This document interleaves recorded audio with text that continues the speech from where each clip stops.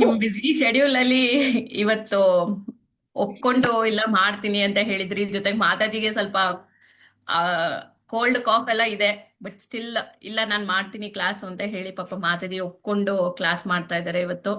So ಎಲ್ಲಾರ್ಗೂ ಇದೊಂದು ವಿನತಿ, ಮಾತಾಜಿ ಏನ್ ಹೇಳ್ತಾರ ಅದನ್ನ 1% ಇವತ್ತು ನಾವು ನಮ್ಮ ಲೈಫ್ ನಲ್ಲಿ ಫಾಲೋ ಮಾಡಕ್ಕೆ ಟ್ರೈ ಮಾಡೋಣ. ಏನು ಇಲ್ಲ, ಗುರು ಮಹಾರಾಜ್ಗೆ ಒಂದು ನಮ್ಮ ಗುರು ಮಹಾರಾಜ್ಗಳಿಗೆ ಒಂದು ಅರ್ಪಣೆ ಆಗುತ್ತೆ ಅದು. ಸೊ ಎಲ್ಲಾರ್ಗೂ ಒಂದು ವಿನಂತಿ. Yes Mataji, over to you Mataji. Hare Krishna.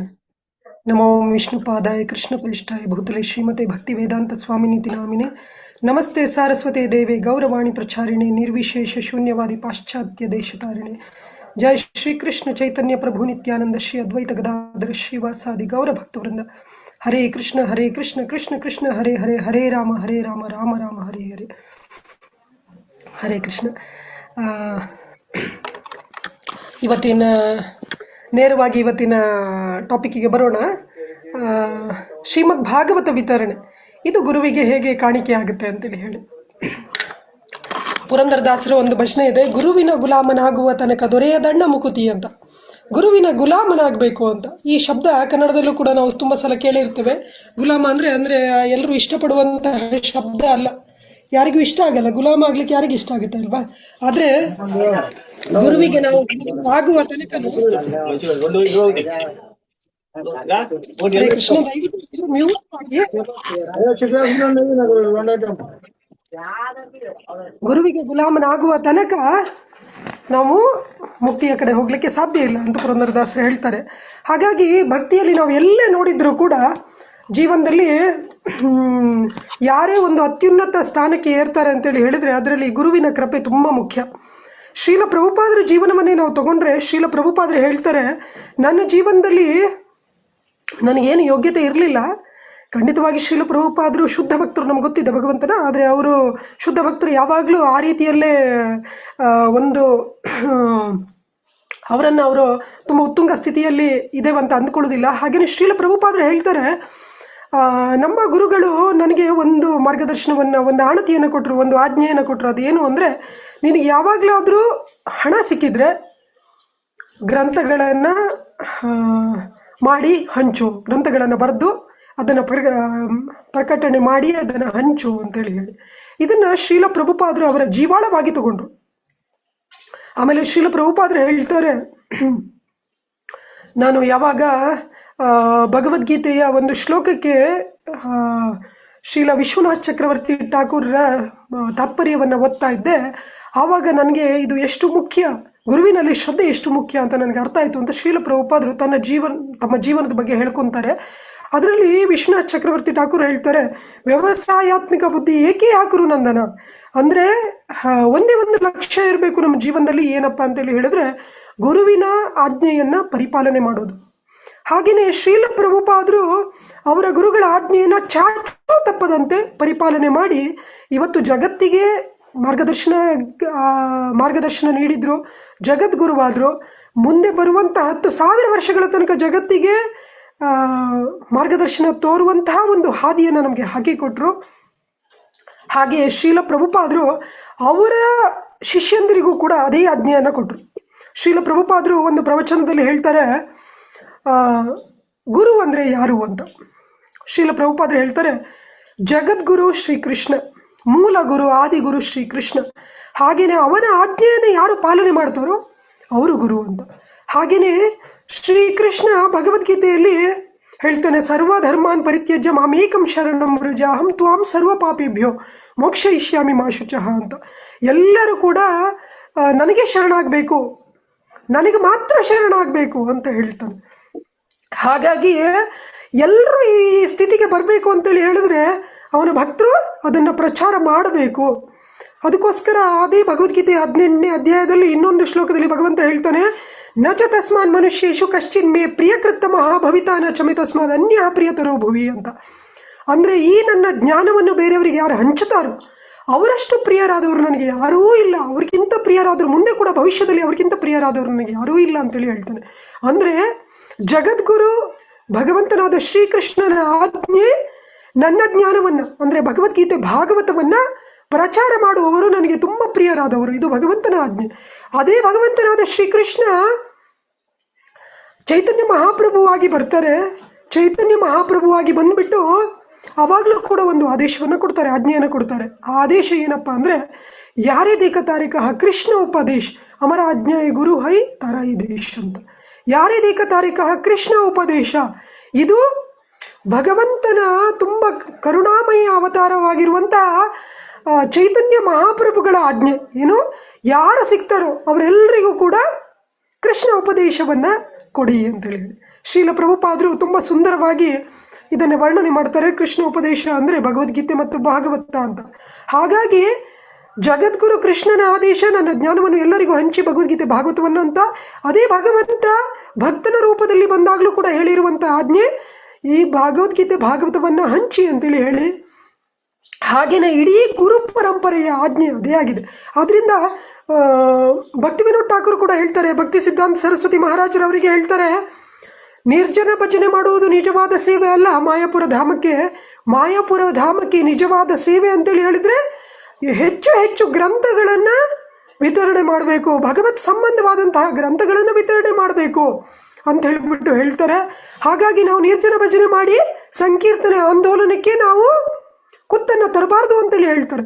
ಭಕ್ತಿ ಸಿದ್ಧಾಂತ ಸರಸ್ವತಿ ಮಹಾರಾಜರು ಹೇಳ್ತಾರೆ, ಅದೇ ಗುರು ಪರಂಪರೆಯಲ್ಲಿ ಭಕ್ತಿ ಸಿದ್ಧಾಂತ ಸರಸ್ವತಿ ಮಹಾರಾಜರು ಹೇಳ್ತಾರೆ, ಪ್ರಪಂಚದಲ್ಲಿರುವಂತಹ ಎಲ್ಲ ಗ್ರಂಥಗಳು ಸುಟ್ಟು ಹೋದರೂ ಕೂಡ ಶ್ರೀಮದ್ ಭಾಗವತ ಮಾತ್ರ ಉಳ್ಕೊಂಡ್ರು ಯಾವುದೇ ನಷ್ಟ ಇಲ್ಲ.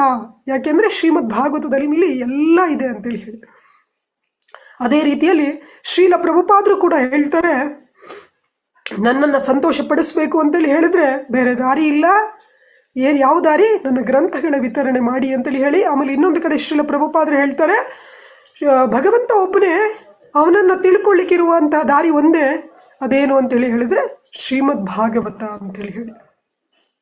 ಹಾಗೆಯೇ ಅವರ ಶ್ರೀಲ ಪ್ರಭುಪಾದರ ಶಿಷ್ಯಂದಿರನ್ನು ನೋಡಿದರೆ ಅವರಿಗೂ ಕೂಡ ಶ್ರೀಲ ಪ್ರಭುಪಾದರು ಕೊಟ್ಟಿರುವಂತಹ ಆಜ್ಞೆ ಅದೇನೆ. ಹಾಗೆಯೇ ಆ ಶ್ರೀಲ ಪ್ರಭುಪಾದರ ಶಿಷ್ಯಂದಿರಿಂದ ಅವರ ಶಿಷ್ಯಂದರಿಗೂ ಕೂಡ ಬರುವಂಥ ಆಜ್ಞೆ ಅದೇ ಆಜ್ಞೆ. ಹಾಗಾಗಿ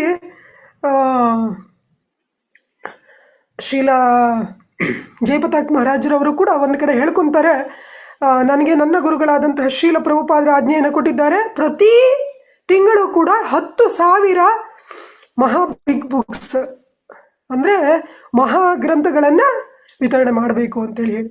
ಹಾಗಾಗಿ ಇದನ್ನು ಎಲ್ಲರೂ ಕೂಡ ತುಂಬ ಗಂಭೀರವಾಗಿ ಪರಿಗಣಿಸಬೇಕು.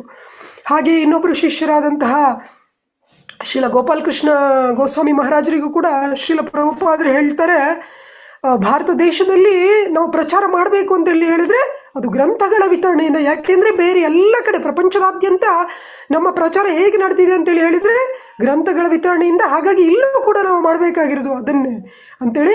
ಹಾಗೆ ಗ್ರಂಥಗಳ ವಿತರಣೆಯೇ ನಿಜವಾದ ಪ್ರಚಾರ ಅಂತ ಕೂಡ ಅವರಿಗೆ ಹೇಳ್ತಾರೆ. ಗೋಪಾಲಕೃಷ್ಣ ಮಹಾರಾಜ ಅವರಿಗೆ ಶ್ರೀಲ ಪ್ರಭುಪಾದರು ಹೇಳ್ತಾರೆ, ಪ್ರೀಚಿಂಗ್ ಮೀನ್ಸ್ ಬುಕ್ ಡಿಸ್ಟ್ರಿಬ್ಯೂಷನ್ ಅಂತ.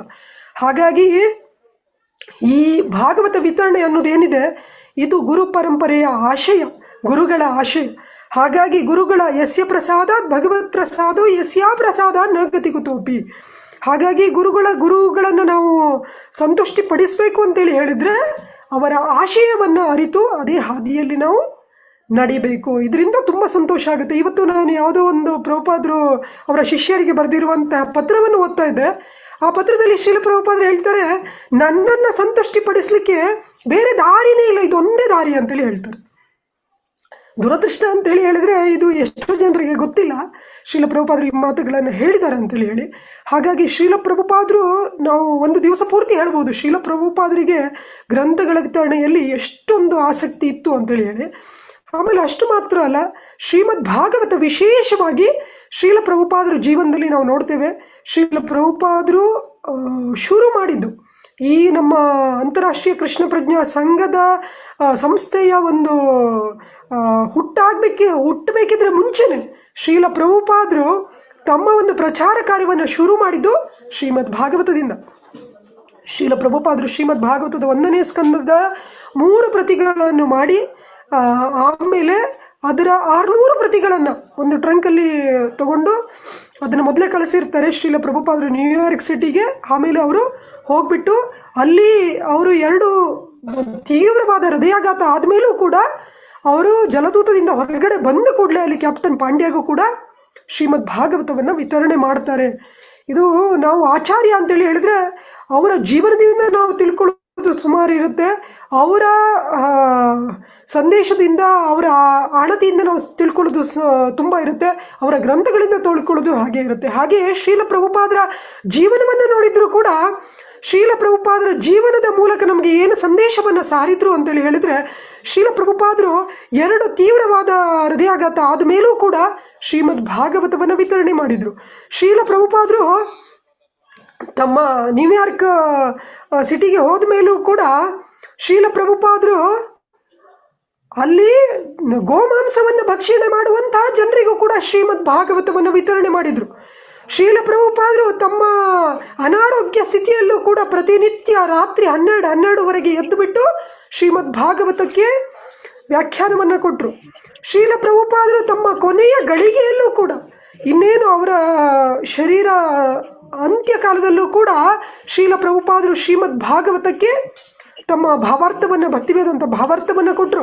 ಅಂದರೆ ಸರಿಯಾಗಿ ಆ ಸಮಯದಲ್ಲಿ ಶ್ರೀಲ ಪ್ರಭುಪಾದರ ದೇಹಸ್ಥಿತಿ ಎಷ್ಟು ಒಂದು ಕಠಿಣ ಪರಿಸ್ಥಿತಿ ಇತ್ತು ಅಂತೇಳಿ ಹೇಳಿದ್ರೆ ಶ್ರೀಲ ಪ್ರಭುಪಾದರ ಉಚ್ಚಾರ ಕೂಡ ಸ್ಪಷ್ಟ ಇಲ್ಲ ಅದರಲ್ಲಿ. ಆದರೂ ಕೂಡ ಶ್ರೀಲ ಪ್ರಭುಪಾದರು ಶ್ರೀಮದ್ ಭಾಗವತಕ್ಕೆ ಭಾವಾರ್ಥವನ್ನು ಕೊಡ್ತಾರೆ ಆ ಸಮಯದಲ್ಲಿ. ಹಾಗಾಗಿ ಶ್ರೀಲ ಪ್ರಭುಪಾದರು ತಮ್ಮ ಜೀವನದಿಂದ ನಮಗೆ ಕಲಿಸಿರುವಂತಹ ಪಾಠ ಏನಪ್ಪ ಅಂತೇಳಿ ಹೇಳಿದರೆ, ಯದ್ ವೈಷ್ಣವಾನಾಂ ಪ್ರಿಯಂ, ಶ್ರೀಮದ್ ಭಾಗವತ ವೈಷ್ಣವರಿಗೆ ಪರಮಪ್ರಿಯವಾಗಿರುವುದು. ಯಾಕೆ ವೈಷ್ಣವರಿಗೆ ಪರಮಪ್ರಿಯವಾಗಿರುವುದು? 2 ರೀತಿಯಿಂದ ವೈಷ್ಣವರಿಗೆ ಶ್ರೀಮದ್ ಭಾಗವತ ಪರಮಪ್ರಿಯವಾಗಿರುವುದು. ಯಾಕೆ ಅಂತೇಳಿ ಹೇಳಿದ್ರೆ ಚೈತನ್ಯ ಮಹಾಪ್ರಭುಗಳು ಹೇಳ್ತಾರೆ, ಕೃಷ್ಣ ತುಲ್ಯ ಭಾಗವತ ಅಂತ. ಭಾಗವತ ಕೃಷ್ಣ ತುಲ್ಯ, ಭಾಗವತ ಸಾಕ್ಷಾತ್ ಶ್ರೀಕೃಷ್ಣನೇ. ಪದ್ಮಪುರಾಣದಲ್ಲೂ ಕೂಡ ಬರುತ್ತೆ, ಶ್ರೀಮದ್ ಭಾಗವತಾಖ್ಯೋಯಂ ಪ್ರತ್ಯಕ್ಷ ಕೃಷ್ಣ ಏವ ಹಿ, ಕಣ್ಣಿಗೆ ಕಾಣಿಸುವಂತಹ ಕೃಷ್ಣ, ಪ್ರತ್ಯಕ್ಷವಾಗಿರುವಂತಹ ಕೃಷ್ಣ ಶ್ರೀಮದ್ ಭಾಗವತ. ಹಾಗಾಗಿ ವೈಷ್ಣವರಿಗೆ ಭಗವಂತನಾದ ಕೃಷ್ಣ ಅಂದರೆ ಪರಮಪ್ರಿಯವಾಗಿರುವುದು, ಪ್ರಾಣಕ್ಕಿಂತಲೂ ಹೆಚ್ಚು ಪ್ರಿಯವಾಗಿರುವುದು. ಶ್ರೀಲ ಕನಕದಾಸರು ಹೇಳ್ತಾರೆ, ತೊರೆದು ಜೀವಿಸಬಹುದೇ ಹರಿ ನಿನ್ನ ಚರಣವ, ಬರಿದೆ ಮಾತೇಕಿನ್ನು ಅರಿತು ಬೇಡುವೆನಯ್ಯ, ಪ್ರಾಣವ ಪರರಿಗೆ ಬೇಡಿದರೆ ಕೊಡಬಹುದು, ಮಾನಾಭಿಮಾನಗಳ ತಗ್ಗಿಸಲಿಬಹುದು, ಪ್ರಾಣದಾಯಕನಾದ ಆದಿಕೇಶವರಾಯ ಜಾಣ ಶ್ರೀಕೃಷ್ಣ ನಿನ್ನ ಅಡಿಯ ಬಿಡಲಾಗದು ಅಂತ. ಪ್ರಾಣವನ್ನು ಬೇಕಾದರೆ ಬೇರೆಯವರಿಗೆ ಕೊಟ್ಟು ಬಿಡ್ತೇನೆ, ಆದರೆ ಕೃಷ್ಣ ನಿನ್ನ ಅಡಿಯನ್ನು ಬಿಡ್ಲಿಕ್ಕೆ ಆಗುದಿಲ್ಲ ಅಂತೇಳಿ ಹೇಳಿ. ಹಾಗೆ ಪ್ರಾಣಕ್ಕಿಂತಲೂ ಪ್ರಿಯವಾಗಿರುವುದು ವೈಷ್ಣವರಿಗೆ ಪ್ರಿಯವಾಗಿರುವವನು ಕೃಷ್ಣ. ಹಾಗಾಗಿ ಆ ಕೃಷ್ಣ ರೂಪಿಯಾದಂತಹ ಭಾಗವತ ವೈಷ್ಣವರಿಗೆ ಪ್ರಿಯವಾಗಿರುವುದು. ಈ ದೃಷ್ಟಿಯಲ್ಲಿ ಭಾಗವತ ವೈಷ್ಣವರಿಗೆ ಪರಮ ಪ್ರಿಯವಾಗಿರುವುದು. ಇನ್ನೊಂದು ದೃಷ್ಟಿಯಲ್ಲೂ ಕೂಡ ಭಾಗವತ ವೈಷ್ಣವರಿಗೆ ಪರಮ ಪ್ರಿಯವಾಗಿರುವುದು. ಯಾಕೆ ಅಂತೇಳಿ ಹೇಳಿದ್ರೆ, ಮಾತಾಜಿ ಭಗವದ್ಗೀತೆಯ ಬಗ್ಗೆ ಹೇಳ್ತಾ ಇದ್ರು. ಭಗವದ್ಗೀತೆಯಲ್ಲಿ ಭಗವಂತ ಒಂದು ಕಡೆ ಹೇಳ್ತಾನೆ, ಜನ್ಮ ಕರ್ಮ ಛಮೇ ದಿವ್ಯಂ ಏವಂ ಯೋ ವೇತ್ತಿ ತತ್ವತಃ ತ್ಯಕ್ತ್ವಾ ದೇಹಂ ಪುನರ್ಜನ್ಮ ನೈತಿ ಮಾಮೇತಿ ಸೋ ಅರ್ಜುನ ಅಂತ. ನನ್ನ ದಿವ್ಯ ಜನ್ಮ ಕರ್ಮಗಳನ್ನು ತಿಳ್ಕೊಂಡ್ರೆ ಅವನು ಮತ್ತೆ ಈ ಹುಟ್ಟು ಸಾವು ಚಕ್ರಕ್ಕೆ ಸಿಕ್ಕಾಕೊಳ್ಬೇಕಾಗಿಲ್ಲ ಅಂತೇಳಿ ಹೇಳಿ. ಹಾಗೇನೆ ಶ್ರೀಮದ್ ಭಾಗವತದಲ್ಲಿ ಭಗವಂತನ ದಿವ್ಯ ಜನ್ಮ ಕರ್ಮಗಳ ಮಾತ್ರ ಅಲ್ಲ, ಭಗವಂತನಿಗೆ ತುಂಬ ಪ್ರೀತಿ ಪಾತ್ರರಾಗಿರುವಂತಹ ಭಾಗವತೋತ್ತಮರಾಗಿರುವಂತಹ ಎಲ್ಲ ಭಗವಂತನ ಭಕ್ತರ ಕಥೆಗಳು ಬರೋದು. ಭಗವಂತನ ಭಕ್ತರು ಎಷ್ಟು ಪ್ರೀತಿಯಿಂದ ಭಗವಂತನಿಗೆ ಸ್ತುತಿ ಮಾಡಿರೋದು. ಕುಂತಿ ಸ್ತುತಿ ಇರ್ಬೋದು, ಭೀಷ್ಮ ಸ್ತುತಿ ಇರ್ಬೋದು, ಗಜೇಂದ್ರ ಸ್ತುತಿ ಇರ್ಬೋದು, ಧ್ರುವ ಸ್ತುತಿ ಇರ್ಬೋದು, ಪ್ರಹ್ಲಾದ ಸ್ತುತಿ ಇರ್ಬೋದು. ಅಷ್ಟು ಮಾತ್ರ ಅಲ್ಲ, ತಮ್ಮ ಎಂಥ ಒಂದು ಕಷ್ಟದ ಪರಿಸ್ಥಿತಿಯಲ್ಲೂ ಕೂಡ ಭಗವಂತನಲ್ಲದೆ ಬೇರೆ ಯಾರನ್ನೂ ಶರಣು ಹೋಗದೇ ಇರುವಂತಹ ಭಾಗವತೋತ್ತಮರ ಕಥೆಗಳು ಶ್ರೀಮದ್ ಭಾಗವತದಲ್ಲಿ ಬರುತ್ತೆ. ಅನ್ಯಥಾ ಶರಣಂ ನಾಸ್ತಿ ತ್ವಮೇವ ಶರಣಂ ಮಮ ಅಂತ ಹೇಳ್ಬಿಟ್ಟು ನಾವು ಏನು ಹೇಳ್ತೇವೋ ಇದನ್ನು ಅವರ ನಿಜ ಜೀವನದಲ್ಲಿ ನಾವು ನೋಡ್ತೇವೆ. ಉದಾಹರಣೆಗೆ 9ನೇ ಸ್ಕಂದದಲ್ಲಿ ಅಂಬರೀಷ್ ಮಹಾರಾಜರ ಕಥೆ ಬರುತ್ತೆ. ಅಂತಹ ಒಂದು ಪ್ರಾಣನೇ ಆಗುವಂತಹ ಸಂದರ್ಭ ಬಂದರೂ ಕೂಡ ಭಗವಂತನಲ್ಲದೆ ಬೇರೆ ಯಾರನ್ನೂ ಆಶ್ರಯಿಸಲಿಲ್ಲ. ಪ್ರಹ್ಲಾದ್ ಮಹಾರಾಜರ ಜೀವನದಲ್ಲಿ ನಾವು ನೋಡ್ತೇವೆ, ಯಾವುದೇ ಪರಿಸ್ಥಿತಿ ಬಂದರೂ ಕೂಡ ಭಗವಂತನಲ್ಲದೆ ಹರಿನಾಮವನ್ನು ಬಿಡಲಿಕ್ಕೆ ಅವರು ತಯಾರಿರಲಿಲ್ಲ. ಹಾಗೇನೆ ಎಲ್ಲ ಪಾಂಡವರ ಜೀವನದಲ್ಲೂ ನಾವು ನೋಡ್ತೇವೆ. ಎಲ್ಲರ ಜೀವನದಲ್ಲೂ ಕೂಡ ಭಗವಂತನಲ್ಲದೆ ಪರೀಕ್ಷಿತ್ ಮಹಾರಾಜರ ಇಡೀ ಭಾಗವತಕ್ಕೆ ಒಂದು ನಾಯಕರು ಅಂತೇಳಿ ಹೇಳ್ಬೋದು. ಆ ಪರೀಕ್ಷಿತ್ ಮಹಾರಾಜರ ಜೀವನದಲ್ಲೂ ಕೂಡ ನಾವು ನೋಡ್ತೇವೆ, ಯಾವಾಗ ಇನ್ನು 7 ದಿವಸ ಅಷ್ಟೇ ಬದುಕುದು ಅಂತ ಗೊತ್ತಾಯಿತು, ಆಗಲೂ ಕೂಡ ಭಗವಂತನನ್ನೇ ಆಶ್ರಯಿಸಿ ಭಗವಂತನ ಭಾಗವತವನ್ನೇ ಆಶ್ರಯಿಸ್ತಾರೆ ಪರೀಕ್ಷಿತ್ ಮಹಾರಾಜರು. ಹೀಗೆ ಅದರಿಂದ ಭಗವಂತ ಮತ್ತು ಭಾಗವತೋತ್ತಮರ ದಿವ್ಯ ಲೀಲೆಗಳಿರುವಂತಹ ಶ್ರೀಮದ್ ಭಾಗವತ ವೈಷ್ಣವರಿಗೆ ಪರಮಪ್ರಿಯವಾಗಿರುವುದು. ಹಾಗೆಯೇ ನಾವು ನೋಡ್ತೇವೆ ಎಲ್ಲ ವೈಷ್ಣವರ ಜೀವನದಲ್ಲಿ ಭಾಗವತ ಎಷ್ಟು ಪ್ರಿಯವಾಗಿರುವುದು ಅಂತ. ಇನ್ನೊಬ್ಬರು ಭಾಗವತೋತ್ತಮರು ರಸಿಕಾನಂದ ಅಂತ ಒಬ್ಬರು ಗೌಡಿಯ ಪರಂಪರೆಯಲ್ಲಿ ಬರ್ತಾರೆ. ಅವರು ಚಿಕ್ಕವರಿರಬೇಕಾದ್ರೆ ಅವರು ಆಟ ಆಡ್ಲಿಕ್ಕೆ ಹೋದರೆ ಸ್ವಾಭಾವಿಕವಾಗಿ ಮಕ್ಕಳು ಆಟ ಆಡ್ಲಿಕ್ಕೆ ಹೋಗ್ಬಿಟ್ರೆ ಮತ್ತೆ ಊಟಕ್ಕೆ ಕರೆದ್ರೂ ಬರೋದಿಲ್ಲ. ಹಾಗೆ ನಾವು ಕೃಷ್ಣ ಲೀಲೆಯಲ್ಲೂ ಕೂಡ ನೋಡ್ತೇವೆ. ಕೃಷ್ಣ ಎಷ್ಟೋ ಸಲ ಯಶೋಧ ಮಾತೆ ತುಂಬ ಕಷ್ಟಪಟ್ಟು ಕರಿಬೇಕಾಗುತ್ತೆ, ಆಟದಲ್ಲಿ ಅಷ್ಟು ಮಗ್ನರಾಗಿರ್ತಾರೆ. ಹಾಗೆಯೇ ರಸಿಕಾನಂದ ಆಟಕ್ಕೆ ಆಡ್ಲಿಕ್ಕೆ ಹೋದರೆ ಊಟಕ್ಕೆ ಬರ್ತಾ ಇರಲಿಲ್ಲ. ಹಾಗಾಗಿ ತಂದೆ ತಾಯಿಗಳಿಗೆ ಚಿಂತೆ ಆಗುತ್ತೆ, ಯಾಕಪ್ಪ ನೀನು ತಿಂಡಿಗೂ ಊಟಕ್ಕೂ ಬರಲ್ಲ, ಆಟ ಆಡ್ಕೊಂಡಿರ್ತೀಯ ಅಂತ.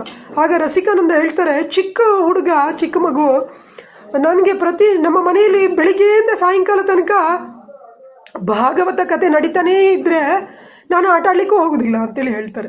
ಹಾಗೆಯೇ ಅವರ ತಂದೆ ಅದಕ್ಕೆ ವ್ಯವಸ್ಥೆ ಮಾಡ್ತಾರೆ. ಅವರ ತಂದೆ ಕೂಡ ವೈಷ್ಣವರಾಗಿರ್ತಾರೆ. ಭಾಗವತ ಕತೆ ನಿರಂತರ ಭಾಗವತ ಕತೆಗೆ ವ್ಯವಸ್ಥೆ ಮಾಡ್ತಾರೆ. ಆಮೇಲೆ ರಸಿಕಾನಂದ ಆಟ ಆಡಲಿಕ್ಕೂ ಕೂಡ ಹೋಗೋದಿಲ್ಲ. ಹಾಗೆಯೇ ಭಾಗವತೋತ್ತಮರಿಗೆ ಭಾಗವತದಲ್ಲಿ ಅಷ್ಟು ಪ್ರಿಯ ಅವರು. ಅದಕ್ಕೋಸ್ಕರ ಸನಾತನ ಗೋಸ್ವಾಮಿ ಅವರು ಹೇಳ್ತಾರೆ, ಶ್ರೀಮದ್ ಭಾಗವತ್ ಸರ್ವ ಭಾಗವತ ಪ್ರಾಣ ಶ್ರೀಮದ್ ಭಾಗವತ ಪ್ರಭೋ ಅಂತ. ಎಲ್ಲ ಭಾಗವತರ ಪ್ರಾಣ ಶ್ರೀಮದ್ ಭಾಗವತ ಅಂತೇಳಿ ಹೇಳಿ. ಹಾಗೆಯೇ ನಮ್ಮ ಗುರು ಪರಂಪರೆಗೆ ನಾವು ನೀಡುವಂತಹ ಅತ್ಯುನ್ನತ ಕಾಣಿಕೆ ಏನಪ್ಪ ಅಂತೇಳಿ ಹೇಳಿದ್ರೆ ಭಾಗವತ ರೂಪಿ ಭಗವಂತನ ಸೇವೆ. ಯಾಕೆ ಅಂದರೆ ಭಗವಂತ ಬೇರೆ ಬೇರೆ ಸಮಯದಲ್ಲಿ, ಬೇರೆ ಬೇರೆ ಕಾಲದಲ್ಲಿ, ಬೇರೆ ಬೇರೆ ಸಂದರ್ಭದಲ್ಲಿ, ಬೇರೆ ಬೇರೆ ಯುಗದಲ್ಲಿ, ಬೇರೆ ಬೇರೆ ಬ್ರಹ್ಮಾಂಡಗಳಲ್ಲಿ ಬೇರೆ ಬೇರೆ ಅವತಾರವನ್ನು ತಾಳಿ ಭಕ್ತರನ್ನು ಉದ್ಧಾರ ಮಾಡ್ತಾನೆ, ದುಷ್ಟರನ್ನು ನಿಗ್ರಹ ಮಾಡ್ತಾನೆ, ಎಲ್ಲರನ್ನು ಉದ್ಧಾರ ಮಾಡ್ತಾನೆ. ದುಷ್ಟರನ್ನು ನಿಗ್ರಹ ಮಾಡೋದು ಕೂಡ ಅವರ ಉದ್ಧಾರನೆ.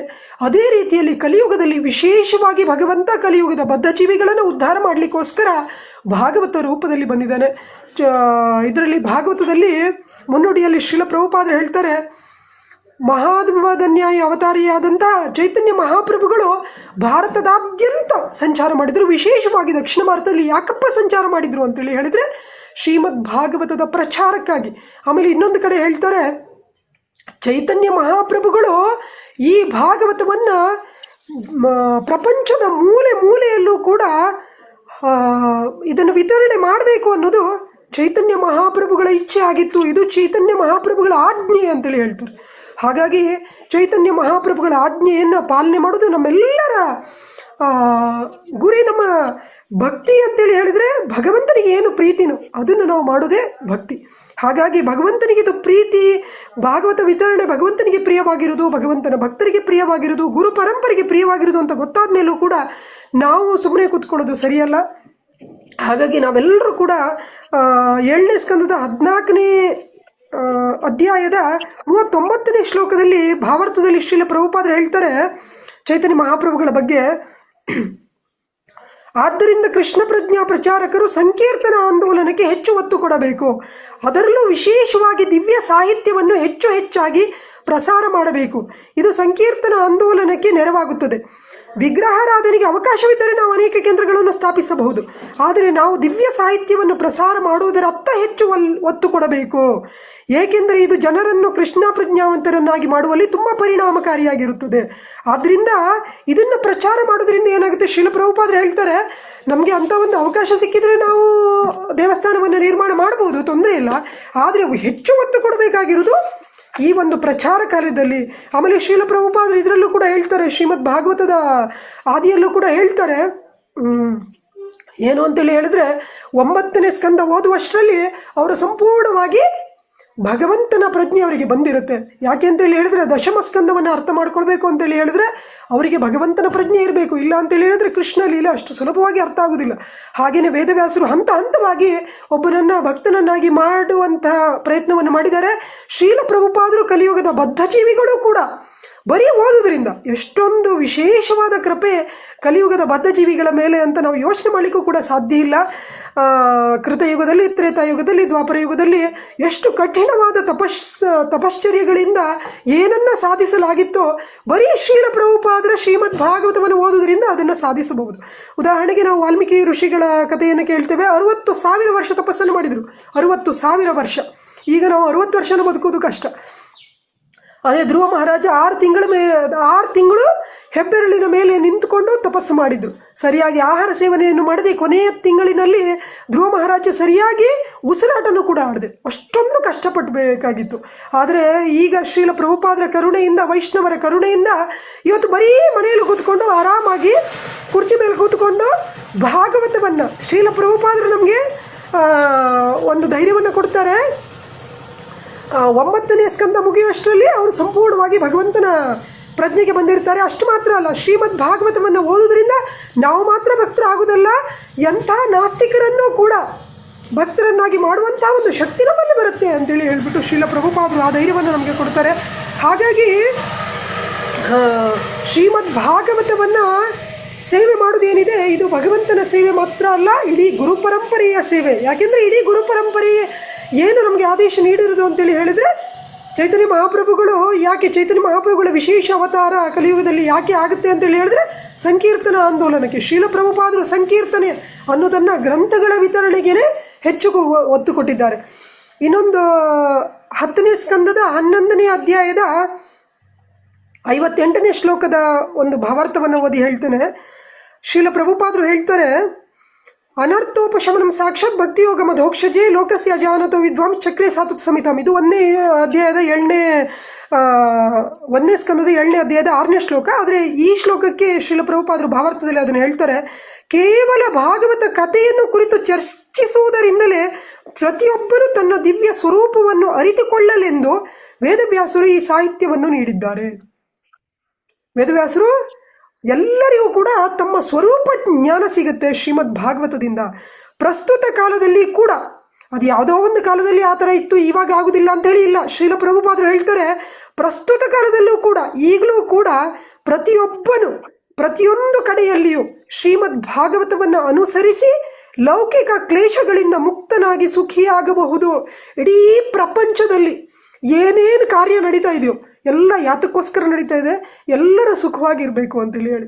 ಆ ಕಡೆ ಟ್ರಾಫಿಕ್ ಜಾಮ್ ಆಗಿದ್ರೆ ಈ ಕಡೆಯಿಂದ ಫ್ಲೈಓವರ್ ಮಾಡೋಣ, ಯಾಕಂದರೆ ಟ್ರಾಫಿಕ್ಕಿಂದ ಕಷ್ಟ ಬೇಡ. ಯಾವುದೋ ಕಾಯಿಲೆ ಬಂದರೆ ಇನ್ನೊಂದಿಷ್ಟು ಆಸ್ಪತ್ರೆಗಳನ್ನು ಓಪನ್ ಮಾಡೋಣ.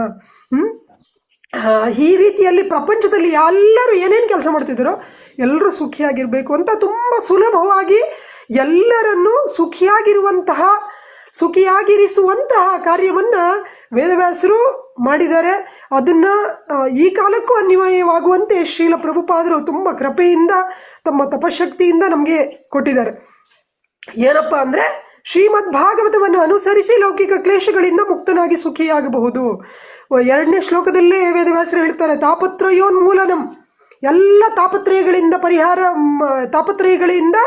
ನಾವು ಮುಕ್ತರಾಗ್ಬೋದು. ಹೇಗೆ? ಶ್ರೀಮದ್ ಭಾಗವತವನ್ನು ಆಶ್ರಯಿಸಿ ಅಂತ. ಆಮೇಲೆ ಶ್ರೀಲ ಪ್ರಭುಪಾದರು ಹೇಳ್ತಾರೆ, ವ್ರತಗಳು ತಪಸ್ಸುಗಳ ಅಗತ್ಯವಿಲ್ಲ, ಈ ಯುಗದಲ್ಲಿ ಅವುಗಳನ್ನು ಆಚರಿಸುವುದು ಬಹಳ ಕಷ್ಟ. ಆದುದರಿಂದ ಶ್ರೀ ಚೈತನ್ಯ ಮಹಾಪ್ರಭುಗಳು ಸರ್ವಾತ್ಮ ಸ್ನಪನಂ ಪರಂ ವಿಜಯತಿ ಶ್ರೀಕೃಷ್ಣ ಸಂಕೀರ್ತನಂ ಎಂದು ಸಾರಿದ್ದಾರೆ. ನಮ್ಮ ಕೃಷ್ಣ ಪ್ರಜ್ಞಾ ಆಂದೋಲನದ ಮೂಲಕ ನಾವು ಶ್ರೀಮದ್ ಭಾಗವತವನ್ನು ವಿತರಣೆ ಮಾಡಲು ಪ್ರಯತ್ನಿಸುತ್ತಿದ್ದೇವೆ. ಇದರಿಂದ ಪ್ರಪಂಚದ ಯಾವುದೇ ಭಾಗದಲ್ಲಿರುವ ಯಾರೇ ಆಗಲಿ ಕೃಷ್ಣನ ಲೀಲೆಗಳನ್ನು ಜಪಿಸುತ್ತಾ ಶ್ರವಣ ಮಾಡುತ್ತಾ ಕೃಷ್ಣ ಪ್ರಜ್ಞಾ ಆಂದೋಲನದಲ್ಲಿ ಸೇರಿಕೊಳ್ಳಬಹುದು, ಲೌಕಿಕವಾದ ಎಲ್ಲ ಕ್ಲೇಶಗಳಿಂದ ಮುಕ್ತರಾಗಬಹುದು. ಎಷ್ಟು ಸುಂದರವಾದ ಒಂದು ಸಂದೇಶ ಅಂತೇಳಿ ಹೇಳಿದ್ರೆ ನನಗನ್ಸುತ್ತೆ, ಇಷ್ಟು ಏನು ಗೊತ್ತಾಗಿಲ್ಲ ಅಂತ ಹೇಳಿದ್ರು ಇಷ್ಟಾದರೂ ನಮಗೆ ನೆನಪಿದ್ರೆ ಸಾಕು, ಇಷ್ಟಾದರೂ ನಮ್ಗೆ ಅರ್ಥ ಆದರೆ ಸಾಕು. ಶ್ರೀಲ ಪ್ರಭುಪಾದರು ಹೇಳ್ತಾರೆ, ಪ್ರಪಂಚದಲ್ಲಿ ಯಾವುದೇ, ಇದರಿಂದ ಪ್ರಪಂಚದ ಯಾವುದೇ ಭಾಗದಲ್ಲಿರುವ ಯಾರೇ ಆಗಲಿ, ಎಷ್ಟೊಂದು ವಿಶೇಷ ನೋಡಿ. ಎಷ್ಟೊಂದು ಸಲ ಭಕ್ತರು ಅಂದ್ಕೊತಾರೆ, ಅವ್ರು ಇನ್ನೂ ಭಗವದ್ಗೀತೆನೇ ಮುಗಿಸಿಲ್ಲ, ನಾನು ಭಾಗವತಂ ಕೊಡ್ಬೋದಾ, ಅವರು ಮಾಂಸ ತಿಂತಾರೆ, ಅವರಿಗೆ ನಾನು ಭಾಗವತಂ ಕೊಡ್ಬೋದಾ, ಅವರಿಗೆ ಭಗವಂತನೇ ದೇವೋತ್ತಮ ಪರಮಪುರುಷ ಅಂತ ಗೊತ್ತಿಲ್ಲ, ಅವರಿಗೆ ನಾನು ಭಾಗವತಂ ಕೊಡ್ಬೋದಾ, ಅವರಿನ್ನೂ ಜಪ ಮಾಡಲಿಕ್ಕೆ ಶುರು ಮಾಡಿಲ್ಲ, ಅವ್ರ ಬಗ್ಗೆ ನಾವು ಭಾಗವತಂ ಕೊಡ್ಬೋದಾ, ಅವರಿನ್ನೂ ಭಗವಂತನಿಗೆ ನೈವೇದ್ಯನೇ ಮಾಡಿಲ್ಲ, ಅವರಿಗೆ ನಾವು ಭಾಗವತಂ ಕೊಡ್ಬೋದಾ. ಆದರೆ ಶ್ರೀಲ ಪ್ರಭುಪಾದರ ತುಂಬ ಸುಸ್ಪಷ್ಟವಾದ ಸಂದೇಶ ಇಲ್ಲಿದೆ.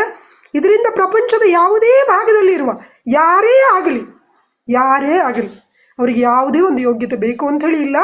ಕೃಷ್ಣನ ಲೀಲೆಗಳನ್ನು ಜಪಿಸುತ್ತಾ ಶ್ರವಣ ಮಾಡುತ್ತಾ ಕೃಷ್ಣ ಪ್ರಜ್ಞಾ ಆಂದೋಲನದಲ್ಲಿ ಅದಕ್ಕೋಸ್ಕರ ನಾವು ಭಾಗವತವನ್ನು ವಿತರಣೆ ಮಾಡ್ತಾ ಇದ್ದೇವೆ ಅಂತೇಳಿ ಶ್ರೀಲ ಪ್ರಭುಪಾದರು ಹೇಳ್ತಾರೆ. ಹಾಗಾಗಿ ಇದು ತುಂಬ ಮುಖ್ಯವಾದ ಸೇವೆ, ಇಡೀ ಗುರು ಪರಂಪರೆಗೆ ತುಂಬ ಪ್ರಿಯವಾಗಿರುವಂತಹ ಸೇವೆ. ನಾವು ಇಡೀ ಗುರು ಪರಂಪರೆಯನ್ನು ನೋಡಿದರೂ ಕೂಡ, ನೀವು ಗುರು ಪರಂಪರೆಯನ್ನು ನೋಡಿರ್ಬೋದು, ಕೃಷ್ಣ ಆದಮೇಲೆ ಬ್ರಹ್ಮದೇವರಾದಮೇಲೆ ನಾರದ ಮುನಿ ಆದಮೇಲೆ ವೇದವ್ಯಾಸರಾದಮೇಲೆ ಮಧ್ವಾಚಾರ್ಯರು, ಹೀಗೆ ನಮ್ಮ ಗುರು ಪರಂಪರೆ ಬರುತ್ತೆ. ನಾವು ಸ್ವಲ್ಪ ಸೂಕ್ಷ್ಮವಾಗಿ ಗಮನಿಸಿದರೆ ಈ ಗುರು ಪರಂಪರೆ ಅಂದರೆ ಏನಪ್ಪ, ಏನು ಬಂದಿರೋದು ಈ ಗುರು ಪರಂಪರೆಯಲ್ಲಿ ಅಂತ ನೋಡಿದರೆ, ಕೃಷ್ಣನಿಂದ ಬ್ರಹ್ಮದೇವರಿಗೆ ಏನು ಬಂದಿರೋದು, ಏನನ್ನ ಆದೇಶ ನೀಡಿರೋದು, ಏನನ್ನ ಉಪದೇಶ ನೀಡಿರೋದು, ಯಾವ ಜ್ಞಾನವನ್ನು ನೀಡಿರೋದು ಅಂದರೆ, ಭಗವಂತನಾದ ಶ್ರೀಕೃಷ್ಣ ಬ್ರಹ್ಮದೇವರಿಗೆ ಚತುಶ್ಲೋಕಿ ಭಾಗವತವನ್ನು ನೀಡಿರುವುದು, ಭಾಗವತವನ್ನು ವಿತರಣೆ ಮಾಡಿರುವುದು. ಬ್ರಹ್ಮದೇವರು ನಾರದಿಗೆ ಏನು ನೀಡಿರುವುದು, ಭಾಗವತವನ್ನು ನೀಡಿರುವುದು. ಬ್ರಹ್ಮದೇವರು ವೇದವ್ಯಾಸರಿಗೆ ಏನು ನೀಡಿರುವುದು, ಭಾಗವತವನ್ನು ನೀಡಿರುವುದು. ಆ ಬ್ರಹ್ಮದೇವರ ಆ ನಾರದ ಮುನಿಯ ಆದೇಶದಿಂದ ವೇದವ್ಯಾಸರು ಶ್ರೀಮದ್ ಭಾಗವತದ ರಚನೆ ಮಾಡಿರುವಂತಹ ಒಂದು ಸುಂದರವಾದ ಚಿತ್ರಣ ನಮಗೆ 1ನೇ ಸ್ಕಂದದ 5ನೇ ಅಧ್ಯಾಯದಲ್ಲಿ ಬರುತ್ತೆ.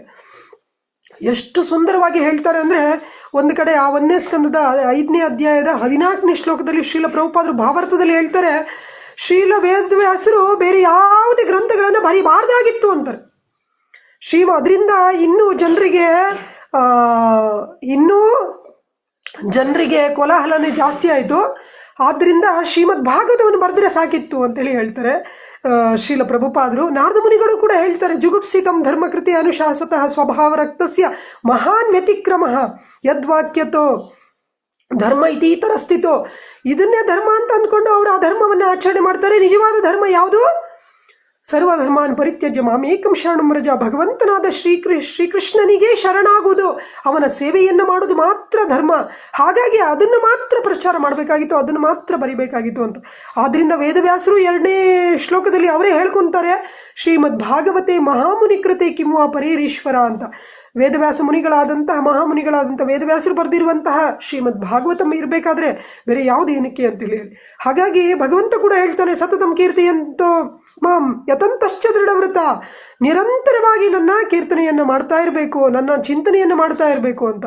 ಚೈತನ್ಯ ಮಹಾಪ್ರಭುಗಳು ಹೇಳ್ತಾರೆ, ಕೀರ್ತನೀಯ ಸದಾ ಹರಿ ಅಂತ, ಯಾವಾಗಲೂ ಭಗವಂತನನ್ನ ಚಿಂತನೆ ಮಾಡ್ತಾ ಇರಬೇಕು ಅಂತ. ಪುರಂದರದಾಸರು ಹೇಳ್ತಾರೆ, ಹಗಲಿರುಳು ಶ್ರೀಹರಿಯ ನೆನೆಯುತ್ತಿರಬೇಕು ಅಂತ. ಹಗಲು ಇರುಳು ಕೂಡ ಶ್ರೀಹರಿಯನ್ನು ನೆನೆಯುತ್ತಿರಬೇಕು ಅಂತ. ಇದು ಯಾವುದರಿಂದ ಸಾಧ್ಯ ಅಂದರೆ ಶ್ರೀಮದ್ ಭಾಗವತದಿಂದ ಸಾಧ್ಯ.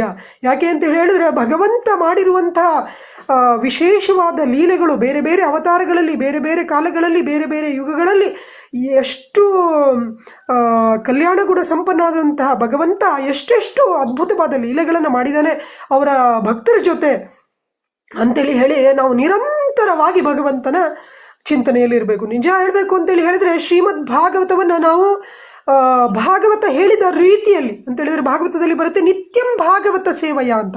ನಿತ್ಯಂ ಅಂದರೆ ಶ್ರೀಲ ಪ್ರಭುಪಾದರು ಅದನ್ನು ಅನುವಾದ ಮಾಡ್ತಾರೆ. ನಿತ್ಯಂ ಅಂತೇಳಿ ಹೇಳಿದರೆ ಪ್ರತಿದಿನ ಅಂತಲ್ಲ, ನಿತ್ಯಂ ಅಂದರೆ ಯಾವಾಗಲೂ ಅಂತ. ಯಾವಾಗಲೂ ನಾವು ಭಾಗವತದ ಚಿಂತನೆಯಲ್ಲಿದ್ದರೆ ನಾವು ಭಗವಂತನನ್ನು ಮರೀಲಿಕ್ಕೆ ಸಾಧ್ಯನೇ ಇಲ್ಲ. ಭಗವಂತನನ್ನು ಮರಿಬೇಕಂದ್ರೂ ಮರೀಲಿಕ್ಕಾಗೋದಿಲ್ಲ. ಅಷ್ಟು ವಿಶೇಷವಾಗಿ ಭಗವಂತ ನಮ್ಮ ಪ್ರಜ್ಞೆಯಲ್ಲಿ ಸೇರಿ ಹೋಗ್ತಾನೆ.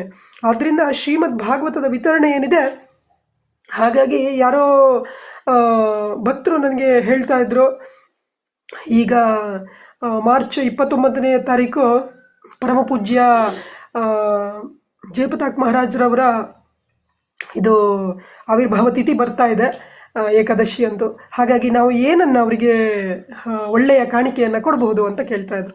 ಆವಾಗ ನಾನು ಹೇಳಿದೆ, ಒಂದು ಸಲ ಯಾರೊಬ್ಬರು ಮಾತಾಜಿ ನನಗೆ ಭಕ್ತಿ ಸಿದ್ಧಾಂತ ಸರಸ್ವತಿ ಮಹಾರಾಜರ ಆವಿರ್ಭಾವದ ದಿನ ನನಗೆ ಕರೆ ಮಾಡಿದರು, ದೂರವಾಣಿ ಕರೆ ಮಾಡಿಬಿಟ್ಟು ಕೇಳಿದರು, ಮಾತಾಜಿ ನಿಮಗೇನಾದರೂ ಗೊತ್ತಿದೆಯಾ ಭಕ್ತಿ ಸಿದ್ಧಾಂತ ಸರಸ್ವತಿ ಮಹಾರಾಜರಿಗೆ ತುಂಬ ಪ್ರಿಯವಾಗಿರುವಂಥ ಹಣ್ಣು ಯಾವುದು? ನಾನು ಅದನ್ನು ಇವತ್ತು ಅವರಿಗೆ ಅರ್ಪಿಸಬೇಕು ಅಂತ ಅಂದ್ಕೊಂಡಿದ್ದೇನೆ ಅಂತೇಳಿ ಹೇಳ್ತಾರೆ. ಆವಾಗ ನಾನು ಹೇಳಿದೆ ಅವರಿಗೆ, ಎಲ್ಲ ವೈಷ್ಣವರಿಗೂ ಪ್ರಿಯವಾಗಿರೋದು ಒಂದೇ ಒಂದು ಹಣ್ಣು. ಆ ಹಣ್ಣು ಯಾವುದು ಅಂತ ಹೇಳಿದರೆ, ನಿಗಮ ಕಲ್ಪ ತರೋರ್ ಗಲಿತಂ ಫಲಂ ಶುಕಮುಖಾದ್ ಅಮೃತ ದ್ರವ ಸಂಯುತಂ. ಅದೇನು ಅಂತ ಹೇಳಿದರೆ ಶ್ರೀಮದ್ ಭಾಗವತದ ಹಣ್ಣು. ವಿಷ್ಣು ಶ್ರೀಮದ್ ಭಾಗವತ ಅನ್ನುವಂತಹ ಹಣ್ಣು ನಿಗಮ ಕಲ್ಪ ತರೋರ್ ಗಲಿತಂ ಫಲಂ, ವೇದವೆಂಬ ಕಲ್ಪವೃಕ್ಷದಿಂದ ಜಾರಿರುವಂತಹ ಪರಿಪಕ್ವವಾದ ಫಲ. ಇದು ಎಲ್ಲ ವೈಷ್ಣವರಿಗೆ ಪ್ರಿಯವಾದ ಫಲ. ಆದ್ದರಿಂದ ಎಲ್ಲ ವೈಷ್ಣವರ ಆವಿರ್ಭಾವದ ದಿನ ನಾವು ಭಾಗವತ ವಿತರಣೆಯನ್ನು, ಈ ಹಣ್ಣನ್ನು ನಾವು ತಿನ್ನೋದು ಮಾತ್ರ ಅಲ್ಲ, ವೈಷ್ಣವ ಪರಂಪರೆಯಲ್ಲಿ ಸ್ವಾರ್ಥ ಇಲ್ಲ. ವೈಷ್ಣವರು ಅಂತೇಳಿ ಹೇಳಿದ್ರೆ ಪರದುಃಖ ದುಃಖಿ ಎಲ್ಲರಿಗೂ. ಈಗ ನಾವು ನೋಡ್ತೇವೆ, ಯಾವುದೇ ದೇವಸ್ಥಾನದಲ್ಲಿ ಹೋಗಲಿ ಅಥವಾ ವೈಷ್ಣವರ ಮನೆಯಲ್ಲೂ ಹೋಗಲಿ, ಪ್ರಸಾದವನ್ನು ಭಗವಂತನಿಗೆ ಭೋಗ ಮಾಡಿ ಪ್ರಸಾದ ರೂಪದಲ್ಲಿ ಎಲ್ಲರಿಗೂ ಹಂಚುತ್ತಾರೆ, ಎಲ್ಲರಿಗೂ ಹಂಚಬೇಕು. ಹಾಗಾಗಿ ವೈಷ್ಣವರಿಗೆ ಪ್ರಿಯವಾಗಿರುವಂತಹ ಶ್ರೀಮದ್ ಭಾಗವತವನ್ನ, ಈ ಪರಿಪಕ್ವವಾದ ಹಣ್ಣನ್ನು, ಈ ವೈಷ್ಣವರಿಗೆ ಪ್ರಿಯವಾಗಿರುವಂತಹ ಹಣ್ಣನ್ನು ನಾವು ವಿತರಣೆ ಮಾಡೋದ್ರಿಂದ ನಾವು ಶ್ರೀಲ ಭಕ್ತಿ ಸಿದ್ಧಾಂತ ಸರಸ್ವತಿ ಮಹಾರಾಜರ ಕೃಪೆಗೆ ಪಾತ್ರರಾಗ್ಬೋದು ಅಂತ. ಅದೇ ರೀತಿಯಲ್ಲಿ ಈ ಮಾತಾಜಿ ನನಗೆ ಕೇಳಿದಾಗ ಅವರಿಗೂ ಕೂಡ ನಾನು ಹೇಳಿದೆ, ಖಂಡಿತವಾಗಿಯೂ ನೀವು ನಿಮ್ಮ ಗುರು ಮಹಾರಾಜರಿಗೆ ಏನೇನೋ ಕಾಣಿಕೆಯನ್ನು ಅರ್ಪಣೆ ಮಾಡಲಿಕ್ಕೆ ನಿಮ್ಮಲ್ಲಿ ನೀವು ಯೋಜನೆಯನ್ನು ಹಾಕ್ಕೊಂಡಿರ್ಬೋದು, ಇಷ್ಟು ವರ್ಷಗಳ ಕಾಲ ನೀವು ಏನೇನೋ ಮಾಡಿರ್ಬೋದು. ಆದರೆ ಖಂಡಿತವಾಗಿಯೂ ನೀವು ಶ್ರೀಮದ್ ಭಾಗವತದ ವಿತರಣೆ ಮಾಡಿ ಆ ಒಂದು ಕಾಣಿಕೆಯನ್ನು ಅವರಿಗೆ ಅರ್ಪಣೆ ಮಾಡಿದರೆ ಖಂಡಿತವಾಗಿಯೂ ಅದು ಅವರಿಗೆ ತುಂಬ ಪ್ರಿಯವಾಗಿರುವಂತಹ ಕಾಣಿಕೆ. ಇದು ನಾವು ಇಡೀ ಗುರು ಪರಂಪರೆಗೆ, ವಿಶೇಷವಾಗಿ ನಿಮ್ಮ ಗುರುಗಳಿಗೆ ಒಂದು ಅತ್ಯುನ್ನತವಾದ ಕಾಣಿಕೆಯನ್ನು ಸಲ್ಲಿಸ್ಬೋದು ಅಂತ.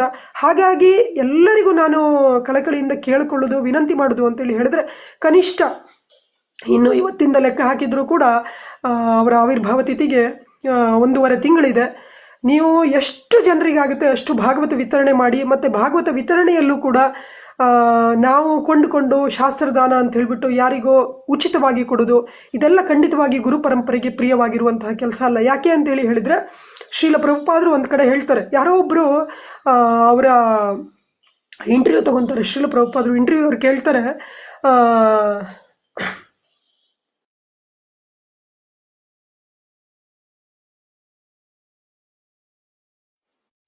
ಯಾರೋ ಒಬ್ಬರು ಇಂಟರ್ವ್ಯೂ ಅವ್ರು ಕೇಳ್ತಾರೆ ಶ್ರೀಲ ಪ್ರಭುಪಾದರಿಗೆ, ನೀವು ಯಾಕೆ ನಿಮ್ಮ ಗ್ರಂಥಗಳನ್ನು ವಿತರಣೆ ಮಾಡಿ ದುಡ್ಡು ತಗೊತೀರಾ ಅಂತ ಕೇಳ್ತಾರೆ. ಅವಾಗ ಶ್ರೀಲ ಪ್ರಭುಪಾದರು ಹೇಳ್ತಾರೆ, ದುಡ್ಡು ತಗೊಂಡಿಲ್ಲ ಅಂತೇಳಿ ಹೇಳಿದರೆ ತಗೊಂಡವರು ಓದೋದಿಲ್ಲ. ನಾವು ಉಚಿತವಾಗಿ ಕೊಟ್ಟರೆ ಅವರು ಅವರ ಪೆಟ್ಟಿಗೆ ಒಳಗಡೆ 100 ವರ್ಷಗಳ ತನಕ ಹಾಗೆ ಇಟ್ಟಿರ್ತಾರೆ ಅಂತೇಳಿ ಹೇಳಿ. ಮತ್ತು ಅದು ಮಾತ್ರ ಅಲ್ಲ, ಯಾವಾಗ ಅವರು ಅವರ ಒಂದು ಕಷ್ಟಪಟ್ಟು ದುಡಿದಿರುವಂತಹ ಒಂದು ದುಡ್ಡಿನಲ್ಲಿ ಒಂದು ಅಂಶವನ್ನು ಭಗವಂತನ ಸೇವೆಗಾದರೂ ಕೊಡ್ತಾರೋ ಅದರಿಂದ ಅವರು ಉದ್ಧಾರ ಆಗುತ್ತೆ ಅಂತೇಳಿ ಹೇಳಿ ಶ್ರೀಲ ಪ್ರಭುಪಾದರು ಹೇಳ್ತಾರೆ. ಆದ್ದರಿಂದ ನಾವು ಯಾವುದೇ ಒಂದು ಶಾಸ್ತ್ರದಾನ ರೀತಿಯಲ್ಲಿ ಅಥವಾ ಈ ಕಮ್ಮಿ ದುಡ್ಡು ಡಿಸ್ಕೌಂಟ್ ಈ ರೀತಿಯಲ್ಲಿ ಮಾಡದೆ, ನಾವು ಯಾವಾಗಲೂ ಗುರುವಿಗೆ ಏನಾದರೂ ಒಂದು ಅರ್ಪಣೆಯನ್ನು ಮಾಡಬೇಕು ಅಂತ ಹೇಳಿದರೆ ಅದು ಪರಿಶುದ್ಧವಾದ ಅರ್ಪಣೆ ಆಗಿರಬೇಕು. ಭಗವಂತ ಹೇಗೆ ಪರಿಶುದ್ಧನೋ ಹಾಗೆ ಭಗವಂತನಿಗೆ ಸಂಬಂಧಿಸಿದ್ದೆಲ್ಲ ಕೂಡ ಪರಿಶುದ್ಧ. ಅದೇ ರೀತಿಯಲ್ಲಿ ಭಗವಂತನ ಪ್ರತಿನಿಧಿಯಾದಂತಹ ಗುರುವಿಗೆ ನಾವು ಪರಿಶುದ್ಧವಾದ ಅರ್ಪಣೆಯನ್ನು ಮಾಡಬೇಕು. ಹಾಗಾಗಿ ಶ್ರೀಲ ಪ್ರಭುಪಾದರು ಹೇಳ್ತಾರೆ, ನಾವು ಅವರಿಗೆ ಭಾಗವತದ ಬಗ್ಗೆ ಅವರಿಗೆ ನಾವು ತಿಳಿ ಹೇಳಬೇಕು. ಭಾಗವತದ ಬಗ್ಗೆ ಹೇಳಲಿಕ್ಕೆ ಬೇಕಾದಷ್ಟಿದೆ, ಎಷ್ಟೋ ಬೇಕಾದಷ್ಟು. ಹೇಗೆ ಭಗವಂತ ಅನಂತ ಕಲ್ಯಾಣ ಗುಣ ಸಂಪನ್ನನೋ, ಶ್ರೀಮದ್ ಭಾಗವತ ಕೂಡ ಭಗವಂತನ ಸ್ವರೂಪಿ ಆಗಿರುವುದರಿಂದ ಅನಂತ ಕಲ್ಯಾಣ ಗುಣ ಸಂಪನ್ನ. ಶ್ರೀಮದ್ ಭಾಗವತ ಸ್ಕಂದ ಪುರಾಣದಲ್ಲಿ, ಪದ್ಮಪುರಾಣದಲ್ಲಿ, ಭಾಗವತ ಪುರಾಣದಲ್ಲಿ, ಶ್ರೀಲ ಪ್ರಭುಪಾದರ ವಾಣಿಯಲ್ಲಿ ಎಲ್ಲೆಲ್ಲೂ ಕೂಡ ಶ್ರೀಮದ್ ಭಾಗವತದ ಗುಣಗಾನ ಬರುತ್ತೆ. ಏನು ಗೊತ್ತಿಲ್ಲ ಅಂದ್ರೂ ಶ್ರೀಮದ್ ಭಾಗವತ ಸಾಕ್ಷಾತ್ ಶ್ರೀಕೃಷ್ಣನೇ ಕಲಿಯುಗದಲ್ಲಿ ನಮ್ಮ ಉದ್ಧಾರಕ್ಕಾಗಿ ಬಂದಿರೋದು, ಇಷ್ಟಾದರೂ ನಾವು ಹೇಳ್ಬೋದು. ಇಲ್ಲ ನಮಗೇನು ಹೇಳಲಿಕ್ಕೆ ಬಂದಿಲ್ಲ ಅಂತ ಹೇಳಿದ್ರು, ಪ್ರತಿನಿತ್ಯ ನಾವು ಏನು ಓದ್ತೇವೋ ಶ್ರೀಲ ಪ್ರಭುಪಾದರ ಭಾಗವತದಲ್ಲಿ, ಅದರಲ್ಲಿ ನಮಗೆ ಎಷ್ಟು ನೆನಪಿರುತ್ತೋ ಶ್ರೀಲ ಪ್ರಭುಪಾದರಿಗೆ ಪ್ರಾರ್ಥನೆ ಮಾಡಿಕೊಂಡು ನಾವು ನಮಗೆ ಸಿಕ್ಕಿದವರಿಗೆಲ್ಲರಿಗೂ ಕೂಡ ಹೇಳೋದ್ರಿಂದ ನಾವು ಗುರುಗಳ ಕೃಪೆಗೆ, ಹರಿಗುರು ವೈಷ್ಣವರ ಕೃಪೆಗೆ ನಾವು ಪಾತ್ರರಾಗ್ಬೋದು. ಇದು ತುಂಬ ಸುಲಭವಾದ ಮಾರ್ಗ. ಆದ್ದರಿಂದ ಇವತ್ತಿನಿಂದಲೇ ಎಲ್ಲರೂ ಕೂಡ ಸಂಕಲ್ಪ ಮಾಡಿ, ನಾನು ಎಷ್ಟು ಮಾಡಲಿಕ್ಕಾಗುತ್ತೆ. ಪರಮ ಪೂಜ್ಯ ಜಯಪತಾಕ ಸ್ವಾಮಿ ಮಹಾರಾಜರಿಗೆ ಕನಿಷ್ಠ 70,000 ಜನ ಶಿಷ್ಯರಿದ್ದಾರೆ. ಹಾಗಾಗಿ ಒಬ್ಬರೊಬ್ಬರು ಶಿಷ್ಯರು ಕೂಡ ಕನಿಷ್ಠ 2 ಸೆಟ್ ಭಾಗವತವನ್ನು ವಿತರಣೆ ಮಾಡಿದರೂ ಕೂಡ 1,40,000 ಗ್ರಂಥಗಳನ್ನು ವಿತರಣೆ ಮಾಡಿದ ಒಂದು ಕಾಣಿಕೆಯನ್ನು ನೀವು ಕೊಡ್ಬೋದು. ಇದಕ್ಕಿಂತ ಅವರಿಗೆ ಸಂತೋಷ ಕೊಡಲಿಕ್ಕೆ ಹೇಗೆ ಸಾಧ್ಯ? ಹಾಗಾಗಿ ಈ ಒಂದು ಸಂದೇಶವನ್ನು ನಿಮ್ಮ ಎಲ್ಲ ಸಂಘಗಳಲ್ಲಿ ಹಂಚಿಕೊಳ್ಳಿ. ಆಮೇಲೆ ನೀವು ಕೂಡ ಕನಿಷ್ಠ 2, ಅದಕ್ಕಿಂತ ಜಾಸ್ತಿ ಖಂಡಿತವಾಗಿಯೂ ಮಾಡ್ಬೋದು. ಕನಿಷ್ಠ ಪ್ರತಿಯೊಬ್ಬರೂ ಕೂಡ ಪ್ರಚಾರ ಮಾಡಿ, ಭಾಗವತದ ಬಗ್ಗೆ ಬೇರೆಯವರಿಗೆ ಹೇಳಿ, ಶ್ರೀಲ ಪ್ರಭುಪಾದರ ತಪಸ್ಯದ ಬಗ್ಗೆ ಹೇಳಿ. ಶ್ರೀಲ ಪ್ರಭುಪಾದರು ಶ್ರೀಮದ್ ಭಾಗವತವನ್ನು ನಮಗೆ ಕೊಟ್ಟು ನಮಗೆ ಉದ್ಧಾರ ಮಾಡಬೇಕು ಅಂತ ಎಷ್ಟೊಂದು ಕಷ್ಟಪಟ್ಟಿದ್ದಾರೆ. ಅವರ ಆಶಯ ಎಷ್ಟಿತ್ತು, ಶ್ರೀಮದ್ ಭಾಗವತ ವಿತರಣೆ ಭಗವಂತನಿಗೆ ಎಷ್ಟು ಪ್ರಿಯವಾಗಿರೋದು, ಇದನ್ನು ತಿಳಿ ಹೇಳಿ. ಖಂಡಿತವಾಗಿ ಎಲ್ಲರೂ ಕೂಡ ಈ ಒಂದು ಕಾರ್ಯದಲ್ಲಿ ಕೈ ಜೋಡಿಸಿ ಅಂತ ನಾನು ಕೇಳ್ಕೊತೇನೆ. ಆಮೇಲೆ ಶ್ರೀಲ ಪ್ರಭುಪಾದರ ಎಲ್ಲ ಆಜ್ಞೆಗಳನ್ನು ಪಾಲನೆ ಮಾಡೋದು ತುಂಬ ಮುಖ್ಯ. ಗುರುಮುಖ ಪದ್ಮವಾಕ್ಯ ಚಿತ್ತತೆ ಕೊರಿಯಾಕ್ಯ. ಗುರುಮುಖ ಪದ್ಮವಾಕ್ಯ, ಗುರುಮುಖದಿಂದ ಏನು ಬಂದಿದೆಯೋ. ಶ್ರೀಲ ಪ್ರಭುಪಾದರು ಒಂದು ಕಡೆ ಹೇಳ್ತಾರೆ, ನನ್ನ ಅಂದರೆ ಈ ಅಂತಾರಾಷ್ಟ್ರೀಯ ಕೃಷ್ಣ ಪ್ರಜ್ಞಾ ಸಂಘಕ್ಕೆ ಯಾರ್ಯಾರು ಇದರಲ್ಲಿ ಇದ್ದಾರೋ ಎಲ್ಲರ ಮನೆಯಲ್ಲೂ ಕೂಡ ನನ್ನ ಎಲ್ಲ ಗ್ರಂಥಗಳು ಇರಬೇಕು ಅಂತ. ಹೇಗೆ ನಾವು ಪ್ರತಿನಿತ್ಯ 16 ಮಾಲೆಗಳನ್ನು ಜಪ ಮಾಡೋದು ಎಷ್ಟು ಮುಖ್ಯನೋ ಅಷ್ಟೇ ಮುಖ್ಯ ಶ್ರೀಲ ಪ್ರಭುಪಾದರ ಪ್ರತಿಯೊಂದು ಆಜ್ಞೆಯನ್ನು ಪಾಲನೆ ಮಾಡೋದು. ಹಾಗಾಗಿ ಶ್ರೀಲ ಪ್ರಭುಪಾದರ ಎಲ್ಲ ಗ್ರಂಥಗಳು ಎಲ್ಲ ಭಕ್ತರ ಮನೆಯಲ್ಲಿ ಇರಬೇಕು. ಈಗ ನಾವು ಪ್ರಚಾರ ಮಾಡುವಾಗ ನೋಡ್ತೇವೆ, ಎಷ್ಟೋ ಭಕ್ತಾದಿಗಳು ಜಪ ಮಾಡ್ತಾ ಇರ್ತಾರೆ, ಆದರೆ ಭಾಗವತ ಅವ್ರ ಮನೆಯಲ್ಲಿ ಇರುವುದಿಲ್ಲ, ಅಥವಾ ಭಾಗವತ ಇರುತ್ತೆ, ಚೈತನ್ಯ ಚರಿತಾಮೃತ ಇರುವುದಿಲ್ಲ. ಆದ್ದರಿಂದ ಇದು ಕೂಡ ನನ್ನ ಒಂದು ವಿನಂತಿ, ಎಲ್ಲ ಭಕ್ತರ ಮನೆಯಲ್ಲಿ ಶ್ರೀಲ ಪ್ರಭುಪಾದರ ವಿಶೇಷವಾಗಿ ಭಾಗವತ ಚೈತನ್ಯ ಚರಿತಾಮೃತ ಯಾರ ಮನೆಗಳಲ್ಲಿ ಇಲ್ಲ, ಯಾರು ನಿಮ್ಮ ದೇವಸ್ಥಾನಗಳಿಗೆ ಬರ್ತಾ ಇರ್ತಾರೋ, ಯಾರ ಮನೆಯಲ್ಲಿ ಭಾಗವತ ಚೈತನ್ಯ ಚರಿತಾಮೃತ ಇಲ್ವೋ, ಇಲ್ಲಿ ಯಾರು ಕೇಳ್ತಾ ಇದ್ದೀರೋ ನಿಮ್ಮಲ್ಲಿ ಇಲ್ಲ ಅಂದರೆ ಹಿಂದೆ ತಗೊಳ್ಳಿ. ಯಾಕೆ ಅಂತೇಳಿ ಹೇಳಿದರೆ, ಭಕ್ತಿಯ ಪಥ ಅಂತ ಹೇಳಿದರೆ ಗುರುವಿನ ಕೃಪೆ. ಆ ಗುರುವಿನ ಕೃಪೆ ನಮಗೆ ಯಾವಾಗ ಸಿಗುತ್ತೆ ಅಂದರೆ ಅವರ ಆದೇಶವನ್ನು ನಾವು ಪಾಲನೆ ಮಾಡಿದಾಗ ಸಿಗುತ್ತೆ. ಹಾಗಾಗಿ 16 ಮಾಲೆ ಜಪ ಮಾಡೋದು ಎಷ್ಟು ಮುಖ್ಯನೋ, 4 ನಿಯಮಗಳನ್ನು ಪಾಲನೆ ಮಾಡೋದು ಎಷ್ಟು ಮುಖ್ಯನೋ, ಭಗವಂತನ ಪ್ರಸಾದವನ್ನು ಸ್ವೀಕಾರ ಮಾಡೋದು ಎಷ್ಟು ಮುಖ್ಯನೋ, ಅದೇ ರೀತಿಯಲ್ಲಿ ಶ್ರೀಲ ಪ್ರಭುಪಾದರ ಎಲ್ಲ ಗ್ರಂಥಗಳನ್ನು ನಮ್ಮ ಮನೆಯಲ್ಲಿ ಇಟ್ಟುಕೊಳ್ಳೋದು ಕೂಡ ಅಷ್ಟೇ ಮುಖ್ಯ. ಇಲ್ಲ ನಾನು ಭಾಗವತ ಓದಿದ ಮೇಲೆ ಚೈತನ್ಯ ಚರಿತಾಮೃತ ತಗೊತೇನೆ, ಈ ರೀತಿಯಲ್ಲಿ ನಮ್ಮ ಒಂದು ಭೌತಿಕವಾದ ಬುದ್ಧಿಶಕ್ತಿಯನ್ನು ನಾವು ಭಗವಂತನ ವಿಷಯದಲ್ಲಿ, ಭಗವಂತನ ಭಕ್ತರ ವಿಷಯದಲ್ಲಿ ಖಂಡಿತವಾಗಿ ಉಪಯೋಗ ಮಾಡೋದು ಅದು ನಮಗೆ ಒಳ್ಳೆಯದಲ್ಲ. ಹಾಗಾಗಿ ಶ್ರೀಲ ಪ್ರಭುಪಾದರ ಆಜ್ಞೆ ಏನಿದೆ, ನಮ್ಮೆಲ್ಲರ ಮನೆಯಲ್ಲಿ ಶ್ರೀಲ ಪ್ರಭುಪಾದರ ಎಲ್ಲ ಗ್ರಂಥಗಳು ಇರಬೇಕು.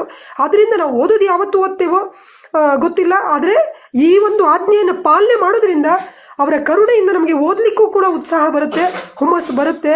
ಆಮೇಲೆ ಈ ಒಂದು ಆಜ್ಞೆಯನ್ನು ಪಾಲನೆ ಮಾಡೋದ್ರಿಂದ ನಮಗೆ ವಿತರಣೆಗೂ ಕೂಡ ನಮಗೆ ಆಸಕ್ತಿ ಬರುತ್ತೆ. ಆದ್ದರಿಂದ ನಾವೆಲ್ಲರೂ ಕೂಡ ಈ ಒಂದು ಕೈಂಕರ್ಯದಲ್ಲಿ ಪಾಲ್ಗೊಳ್ಬೇಕು.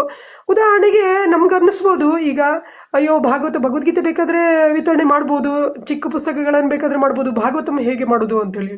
ಆದರೆ ಭಾಗವತ ಹೇಳುತ್ತೆ ಮಹಾಜನಯನ ಗತಸ್ಯ ಪಂಥ ಅಂತ. ಮಹಾಜನರ ಹಾದಿಯಲ್ಲಿ ಅಥವಾ ಭಗವಂತನ ಭಕ್ತರ ಹಾದಿಯಲ್ಲಿ ನಾವು ಹೋಗಬೇಕು ಅಂತೇಳಿ ಹೇಳಿ. ಭಕ್ತರ ಹಾದಿಯನ್ನು ಒಂದೆರಡು ಉದಾಹರಣೆಯನ್ನು ನಾನು ಕೊಡ್ತೇನೆ.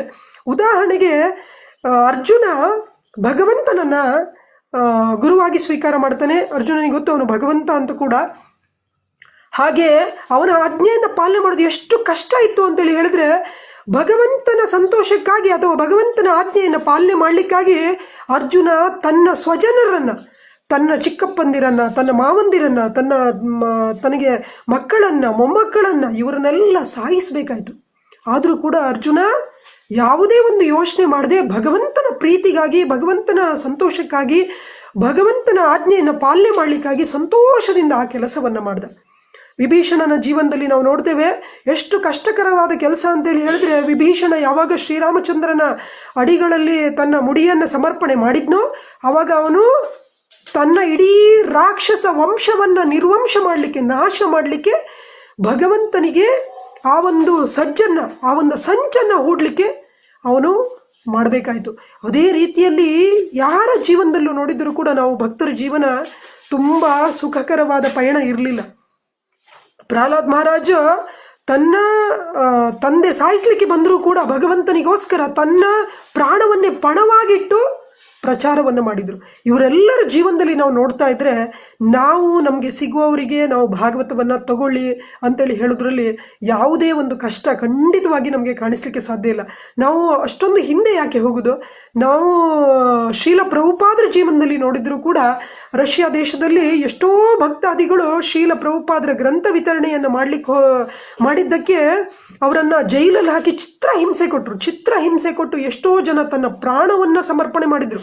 ಶ್ರೀಲ ಪ್ರಭುಪಾದರ ಗ್ರಂಥ ವಿತರಣೆಗಾಗಿ ತನ್ನ ಪ್ರಾಣವನ್ನು ಸಮರ್ಪಣೆ ಮಾಡ್ತಾರೆ. ಒಬ್ಬರು ಮಾತಾಜಿ ತನ್ನ ಚಿಕ್ಕ ಮಗುವಿನ ಜೊತೆ ಇದರಲ್ಲಿ ಇರ್ತಾರೆ, ಜೈಲಲ್ಲಿ ಇರ್ತಾರೆ. ಆ ಜೈಲಿನ ಒಂದು ಕ್ಲಿಷ್ಟಕರ ಪರಿಸ್ಥಿತಿಗೆ ಅವರು ತಮ್ಮ ಮಗುವನ್ನೇ ಕಳ್ಕೊತಾರೆ. ಇಂಥ ಒಂದು ಬಲಿದಾನವನ್ನು ನಮ್ಮ ಹಿರಿಯರು ಮಾಡಿದ್ದಾರೆ ಶ್ರೀಲ ಪ್ರಭುಪಾದರ ಗ್ರಂಥ ವಿತರಣೆಗಾಗಿ. ಹಾಗೆ ಭಕ್ತಿ ಸಿದ್ಧಾಂತ ಸರಸ್ವತಿ ಮಹಾರಾಜರ ಜೀವನದಲ್ಲೂ ಕೂಡ ನಾವು ನೋಡ್ತೇವೆ, ಎಷ್ಟೊಂದು ಭಕ್ತಿ ಸಿದ್ಧಾಂತ ಸರಸ್ವತಿ ಮಹಾರಾಜ ಗ್ರಂಥ ವಿತರಣೆಯಲ್ಲಿ ಅವರಿಗೆ ಎಷ್ಟೊಂದು ಆಸಕ್ತಿ ಇತ್ತು ಅಂತೇಳಿ ಹೇಳಿದ್ರೆ, ಅವರು ಯಾರೋ ಒಬ್ಬರು ಚಿಕ್ಕದೊಂದು ಪ್ರತಿನಿತ್ಯದ ಒಂದು ನ್ಯೂಸ್ ಪೇಪರ್ ಥರ ಅವರು ಮಾಡಿದ್ರು. ಅದನ್ನು ಯಾರಾದರೂ ವಿತರಣೆ ಮಾಡಿ ಅದೊಂದು ಕೆಲವೊಂದು ಪೈಸೆ, ಆ ಸಮಯದಲ್ಲಿ ಅದರ ಬೆಲೆ ನಮ್ಮ ಭಾರತದ ನಾಣ್ಯದ ಪ್ರಕಾರ ಸ್ವಲ್ಪ ಪೈಸೆಗಳು ಮಾತ್ರ, ರೂಪಾಯಿಗಳು ಅಲ್ಲ. ಆದರೂ ಕೂಡ ಅವರು ತುಂಬ ಸಂತುಷ್ಟರಾಗಿರ್ತಾ ಇದ್ರು. ಅಂತ ಭಕ್ತಿ ಸಿದ್ಧಾಂತ ಸರಸ್ವತಿ ಮಹಾರಾಜರಿಗೆ ಒಂದು ಸಲ ಅವರು ಪರಿಕ್ರಮ ಮಾಡಬೇಕಾದ್ರೆ ಎಷ್ಟೋ ಜನ ಕಲ್ಲೆಸಿತಾರೆ. ಅಂದರೆ ಇಡೀ ಒಂದು ತಂಡದ ಮೇಲೆ ಕಲ್ಲೆಸಿತಾರೆ. ಹೀಗೆ ಭಗವಂತನ ಪ್ರಚಾರಕ್ಕೋಸ್ಕರ ಎಷ್ಟೆಷ್ಟೋ ಕಷ್ಟಗಳನ್ನು ಅನುಭವಿಸಿದ್ದಾರೆ ನಮ್ಮ ಹಿರಿಯರು. ಅವರೆಲ್ಲರ ತಪಸ್ಸಿನ ಫಲ ಇವತ್ತು ನಮಗೆ ತುಂಬ ಸುಲಭವಾಗಿ ಗುರು ಪರಂಪರೆಯನ್ನು, ಈಗ ಅರ್ಜುನನ ರೀತಿಯಲ್ಲಿ ಭಗವಂತನನ್ನ ತನ್ನ ಗುರುವಾದಂತಹ ಭಗವಂತನನ್ನ ಸಂತುಷ್ಟಿಗೋಸ್ಕರ ತನ್ನ ಇಡೀ ಕುಲವನ್ನೇ ನಾಶ ಮಾಡುವಂತಹ ಸನ್ನಿವೇಶ ನಮಗಿಲ್ಲ. ವಿಭೀಷಣನಂತೆ ತನ್ನ ಇಡೀ ವಂಶವನ್ನು ನಿರ್ವಂಶ ಮಾಡಲಿಕ್ಕೆ ಸಂಚನ ಹೂಡುವಂತಹ ಸಂದರ್ಭ ನಮಗಿಲ್ಲ. ಅಥವಾ ಶೀಲ ಪ್ರಭುಪಾದರ ಅಂತಹ ಮಹಾತ್ಮರಾದಂತಹ ಶೀಲ ಪ್ರಭುಪಾದರ ಶಿಷ್ಯರ ರೀತಿಯಲ್ಲಿ ನಾವು ಪ್ರಾಣವನ್ನು ಸಮರ್ಪಣೆ ಮಾಡುವಂತಹ ಪರಿಸ್ಥಿತಿ ಕೂಡ ನಮಗಿಲ್ಲ. ಅದು ವಿಶೇಷವಾಗಿ ಭಾರತ ದೇಶದಲ್ಲಿ ನಾವು ಶ್ರೀಮದ್ ಭಾಗವತದ ವಿತರಣೆಗೆ ವಿಶೇಷ ಪ್ರಯತ್ನ ಮಾಡಿದರೂ ಕೂಡ, ನಾವು ಯಾರಿಗೂ ಎಷ್ಟೊಂದು ಒತ್ತಾಯ ಮಾಡಿ ಹೇಳಿದರೂ ಕೂಡ ಕೊನೆಯಲ್ಲಿ ಅವರು ಒಂದು ಭಾಗವತವನ್ನು ತಗೊಳ್ಬೋದು, ಇಲ್ಲ ಅಂದರೆ ಅವರು ನಮ್ಮ ಒಂದು ಸಂಪರ್ಕವನ್ನು ಬಿಡ್ಬೋದು. ನಮ್ಮ ಕಾಲ್ ಅವರು ಎತ್ತದೇ ಇರ್ಬೋದು, ನಮ್ಮ ಫೋನನ್ನು ದೂರವಾಣಿ ಕರೆಗಳನ್ನು ಎತ್ತದೇ ಇರ್ಬೋದು, ಅಥವಾ ನಮ್ಮ ನಂಬರೇ ಬ್ಲಾಕ್ ಮಾಡಿ ಬಿಡ್ಬೋದು. ಇದು ಯಾವುದು ಕೂಡ ನಮ್ಮ ವೈಷ್ಣವ ಪರಂಪರೆಯಲ್ಲಿ ಎಲ್ಲ ವೈಷ್ಣವರು ಭಗವಂತನಿಗೋಸ್ಕರ ಎಷ್ಟೊಂದು ದೊಡ್ಡ ತಪಸ್ಸನ್ನು ಮಾಡಿದ್ದಾರೆ, ಭಗವಂತನಿಗೋಸ್ಕರ ಎಲ್ಲವನ್ನು ತ್ಯಾಗ ಮಾಡಿದ್ದಾರೆ. ಅದಕ್ಕೆ ಹೋಲಿಸಿದರೆ ಇದು ಏನೇನೂ ಅಲ್ಲ. ಆದ್ದರಿಂದ ನಾವು ಗುರು ಪರಂಪರೆಯನ್ನು, ನಮ್ಮ ಗುರುಗಳನ್ನು, ಇಡೀ ವೈಷ್ಣವ ಪರಂಪರೆಗೆ ನಮ್ಮ ಒಂದು ಬಾಧ್ಯತೆ ಏನಿದೆ, ನಮ್ಮ ಋಣ ಏನಿದೆ, ಇದನ್ನು ನಾವು ಸಲ್ಲಿಸಬೇಕು ಅಂತೇಳಿ ಹೇಳಿದ್ರೆ ತುಂಬ ಸುಲಭವಾದ ಮಾರ್ಗ. ಆಮೇಲೆ ಈ ಭಗವಂತನ ಭಕ್ತಿಯಲ್ಲಿ ನಮ್ಮ ಸ್ವಶಕ್ತಿಯಿಂದ ಏನು ಕೂಡ ಆಗಲಿಕ್ಕೆ ಸಾಧ್ಯ ಇಲ್ಲ, ಭಕ್ತಿಯಿಂದ ಮಾತ್ರ ಆಗಲಿಕ್ಕೆ ಸಾಧ್ಯ. ಉದಾಹರಣೆಗೆ ವಾನರ ಸೇನೆ ಯಾವಾಗ ಇಡೀ ಸೇತುವನ್ನು ನಿರ್ಮಾಣ ಮಾಡಲಿಕ್ಕೆ ಒಂದು ಸಂಕಲ್ಪವನ್ನು ಮಾಡಿದ್ರು, ಆವಾಗ ಅವರಿಗೆ ಭಗವಂತನ ಮೇಲಿರುವಂತಹ ಭಕ್ತಿಯಿಂದ, ಭಗವಂತನ ಕೃಪೆಯಿಂದ ಆ ಕಲ್ಲುಗಳು ಕೂಡ ನೀರಿನ ಮೇಲೆ ತೇಲುವ ರೀತಿಯಲ್ಲಿ ಭಗವಂತ ಕೃಪೆ ಮಾಡಿದ. ಅದೇ ರೀತಿಯಲ್ಲಿ ಇವತ್ತು ನಾವು ಭಗವಂತನ ಸೇವೆಗಾಗಿ ಈ ಒಂದು ಸಂಕಲ್ಪವನ್ನು ಮಾಡಿದರೆ, ಹೇಗೆ ವಾನರ ಸೇನೆಗೆ ಸೇತುವೆ ಕಟ್ಟುವಂತಹ ಯಾವುದೇ ಒಂದು ವಿಶೇಷ ತರಬೇತಿ ಅವರಿಗೆ ಇರಲಿಲ್ವೋ, ಅದೇ ರೀತಿಯಲ್ಲಿ ನಮಗೂ ಕೂಡ ಇದರಲ್ಲಿ ಒಂದು ವಿಶೇಷ ತರಬೇತಿ ಇಲ್ದಿದ್ರೂ ಕೂಡ ಭಗವಂತನ ಸೇವೆ ಮಾಡಬೇಕು ಅನ್ನುವಂಥ ಉತ್ಕಟವಾದ ಇಚ್ಛೆಯಿಂದ ಅವರು ಹೇಗೆ ಮುನ್ನಡೆದ್ರೋ, ಹಾಗೆ ಭಗವಂತನ ಕೃಪೆಯಿಂದ ಅವರು ಅದರಲ್ಲಿ ಹೇಗೆ ಅವರಿಗೆ ಫಲ ಸಿಕ್ತೋ, ಸಫಲರಾದರು. ಅದೇ ರೀತಿಯಲ್ಲಿ ಇವತ್ತು ಕಲಿಯುಗದ ಜನರ ಜೊತೆ ನಾವು ಈ ಒಂದು ಸೇವೆಗೆ ಮುನ್ನುಗ್ತಾ ಇದ್ದರೂ ಕೂಡ ಚೈತನ್ಯ ಮಹಾಪ್ರಭುಗಳ ವಿಶೇಷ ಕೃಪೆಯಿಂದ ಕಲ್ಲು ಹೃದಯಗಳಾದಂತಹ ಜನರು ಕೂಡ ಕರಗಿ ಭಾಗವತವನ್ನು ತಗೊಳ್ತಾ ಇರೋದು ನಾವು ನಮ್ಮ ಜೀವನದಲ್ಲೂ ಕೂಡ ಪ್ರತಿನಿತ್ಯ ನಾವು ನೋಡ್ತಾ ಇದ್ದೇವೆ. ಹಾಗಾಗಿ ಭಕ್ತಿ ಅಂತ ಹೇಳಿದರೆ ಭಗವಂತನಿಗೆ ಏನು ಬೇಕೋ ಅದನ್ನು ನಾವು ಮಾಡಬೇಕು. ಅರ್ಜುನ ಹೇಳ್ದ, ನನಗೆ ನನ್ನ ಸ್ವಜನರನ್ನು ಸಾಯಿಸ್ಲಿಕ್ಕೆ ಇಷ್ಟ ಇಲ್ಲ ಅಂತ. ಆದರೆ ಅವನಿಗೆ ಯಾವಾಗ ಗೊತ್ತಾಯಿತು ಭಗವಂತನಿಗೆ ಇದು ಬೇಕಾಗಿದೆ ಅಂತ, ಅವನು ಸ್ವಜನರನ್ನೇ ಸಾಯಿಸ್ದ. ಅದೇ ರೀತಿಯಲ್ಲಿ ಭಗವಂತನ ಭಕ್ತಿಯಲ್ಲಿ ಭಗವಂತನಿಗೆ ಏನು ಬೇಕು, ನನಗೇನು ಬೇಕಿದೆ ಅದನ್ನು ನಾನು ಮಾಡೋದಲ್ಲ, ಭಗವಂತನಿಗೆ ಏನು ಬೇಕಿದೋ ಅದನ್ನು ನಾವು ಮಾಡಬೇಕು. ಹೇಗೆ ವಾನರ ಸೇನೆ ತಲೆ ಮೇಲೆ ಕಲ್ಲುಗಳನ್ನು, ಬೆಟ್ಟ ಗುಡ್ಡಗಳನ್ನು ಎತ್ತುಕೊಂಡು ಹೋಗಿ ಶ್ರೀರಾಮ ಸೇತುವನ್ನು ಮಾಡಿ ಶ್ರೀರಾಮಚಂದ್ರನ ಕೃಪೆಗೆ ಪಾತ್ರರಾಗಿ ಎಲ್ಲಿಯ ತನಕ ಶ್ರೀರಾಮಚಂದ್ರನ ಒಂದು ಮಹಿಮೆಯನ್ನು ಪ್ರಪಂಚ ಕೊಂಡಾಡುತ್ತೋ ಅಲ್ಲಿಯ ತನಕ ವಾನರ ಸೇನೆಯ ಒಂದು ಸೇವೆಯನ್ನು ಕೂಡ ಪ್ರಪಂಚ ಕೊಂಡಾಡುವ ರೀತಿಯಲ್ಲಾಯಿತು. ಅದೇ ರೀತಿಯಲ್ಲಿ ಚೈತನ್ಯ ಮಹಾಪ್ರಭುಗಳ ಈ ಒಂದು ಸಂಕೀರ್ತನ ಆಂದೋಲನದಲ್ಲಿ ನಾವು ಕೂಡ ನಮ್ಮ ತಲೆ ಮೇಲೆ ಶ್ರೀಮದ್ ಭಾಗವತವನ್ನು ಹೊತ್ತು ಚೈತನ್ಯ ಮಹಾಪ್ರಭುಗಳ ಕೃಪೆಗೆ, ಇಡೀ ಗುರು ಪರಂಪರೆಯ ಕೃಪೆಗೆ ಪಾತ್ರರಾಗಿ ಈ ಒಂದು ಸಂಕೀರ್ತನ ಆಂದೋಲನದಲ್ಲಿ ನಮ್ಮನ್ನು ನಾವು ತೊಡಗಿಸಿಕೊಂಡು ನಮ್ಮ ಜೀವನವನ್ನು ಸಾರ್ಥಕ ಮಾಡಿ, ಹಾಗೆ ಬೇರೆಯವರಿಗೂ ಕೂಡ ಸಹಾಯ ಮಾಡುವಂತಹ ಈ ಒಂದು ವಿಶೇಷವಾದ ಸದವಕಾಶವನ್ನು ಖಂಡಿತವಾಗಿಯೂ ನಾವೆಲ್ಲರೂ ಕೂಡ ಉಪಯೋಗ ಮಾಡಿಕೊಂಡು ನಮ್ಮ ಗುರುಗಳಿಗೆ ಕೂಡ ನಾವು ವಿಶೇಷವಾದ ಈ ಒಂದು ಕಾಣಿಕೆಯನ್ನು ಅರ್ಪಣೆ ಮಾಡಲಿಕ್ಕೆ ಇವತ್ತಿಂದಲೇ ಸಂಕಲ್ಪ ಮಾಡಿ ಭಗವಂತನ ಕೃಪೆಗೆ ಪಾತ್ರರಾಗೋಣ. ಹಾಗೆ ಇಡೀ ಗುರು ಪರಂಪರೆಯ ಕೃಪೆಗೆ ನಾವು ಪಾತ್ರರಾಗೋಣ. ಏನಾದರೂ ಪ್ರಶ್ನೆಗಳಿದ್ರೆ ಕೇಳ್ಬೋದು. ಹರೇ ಕೃಷ್ಣ.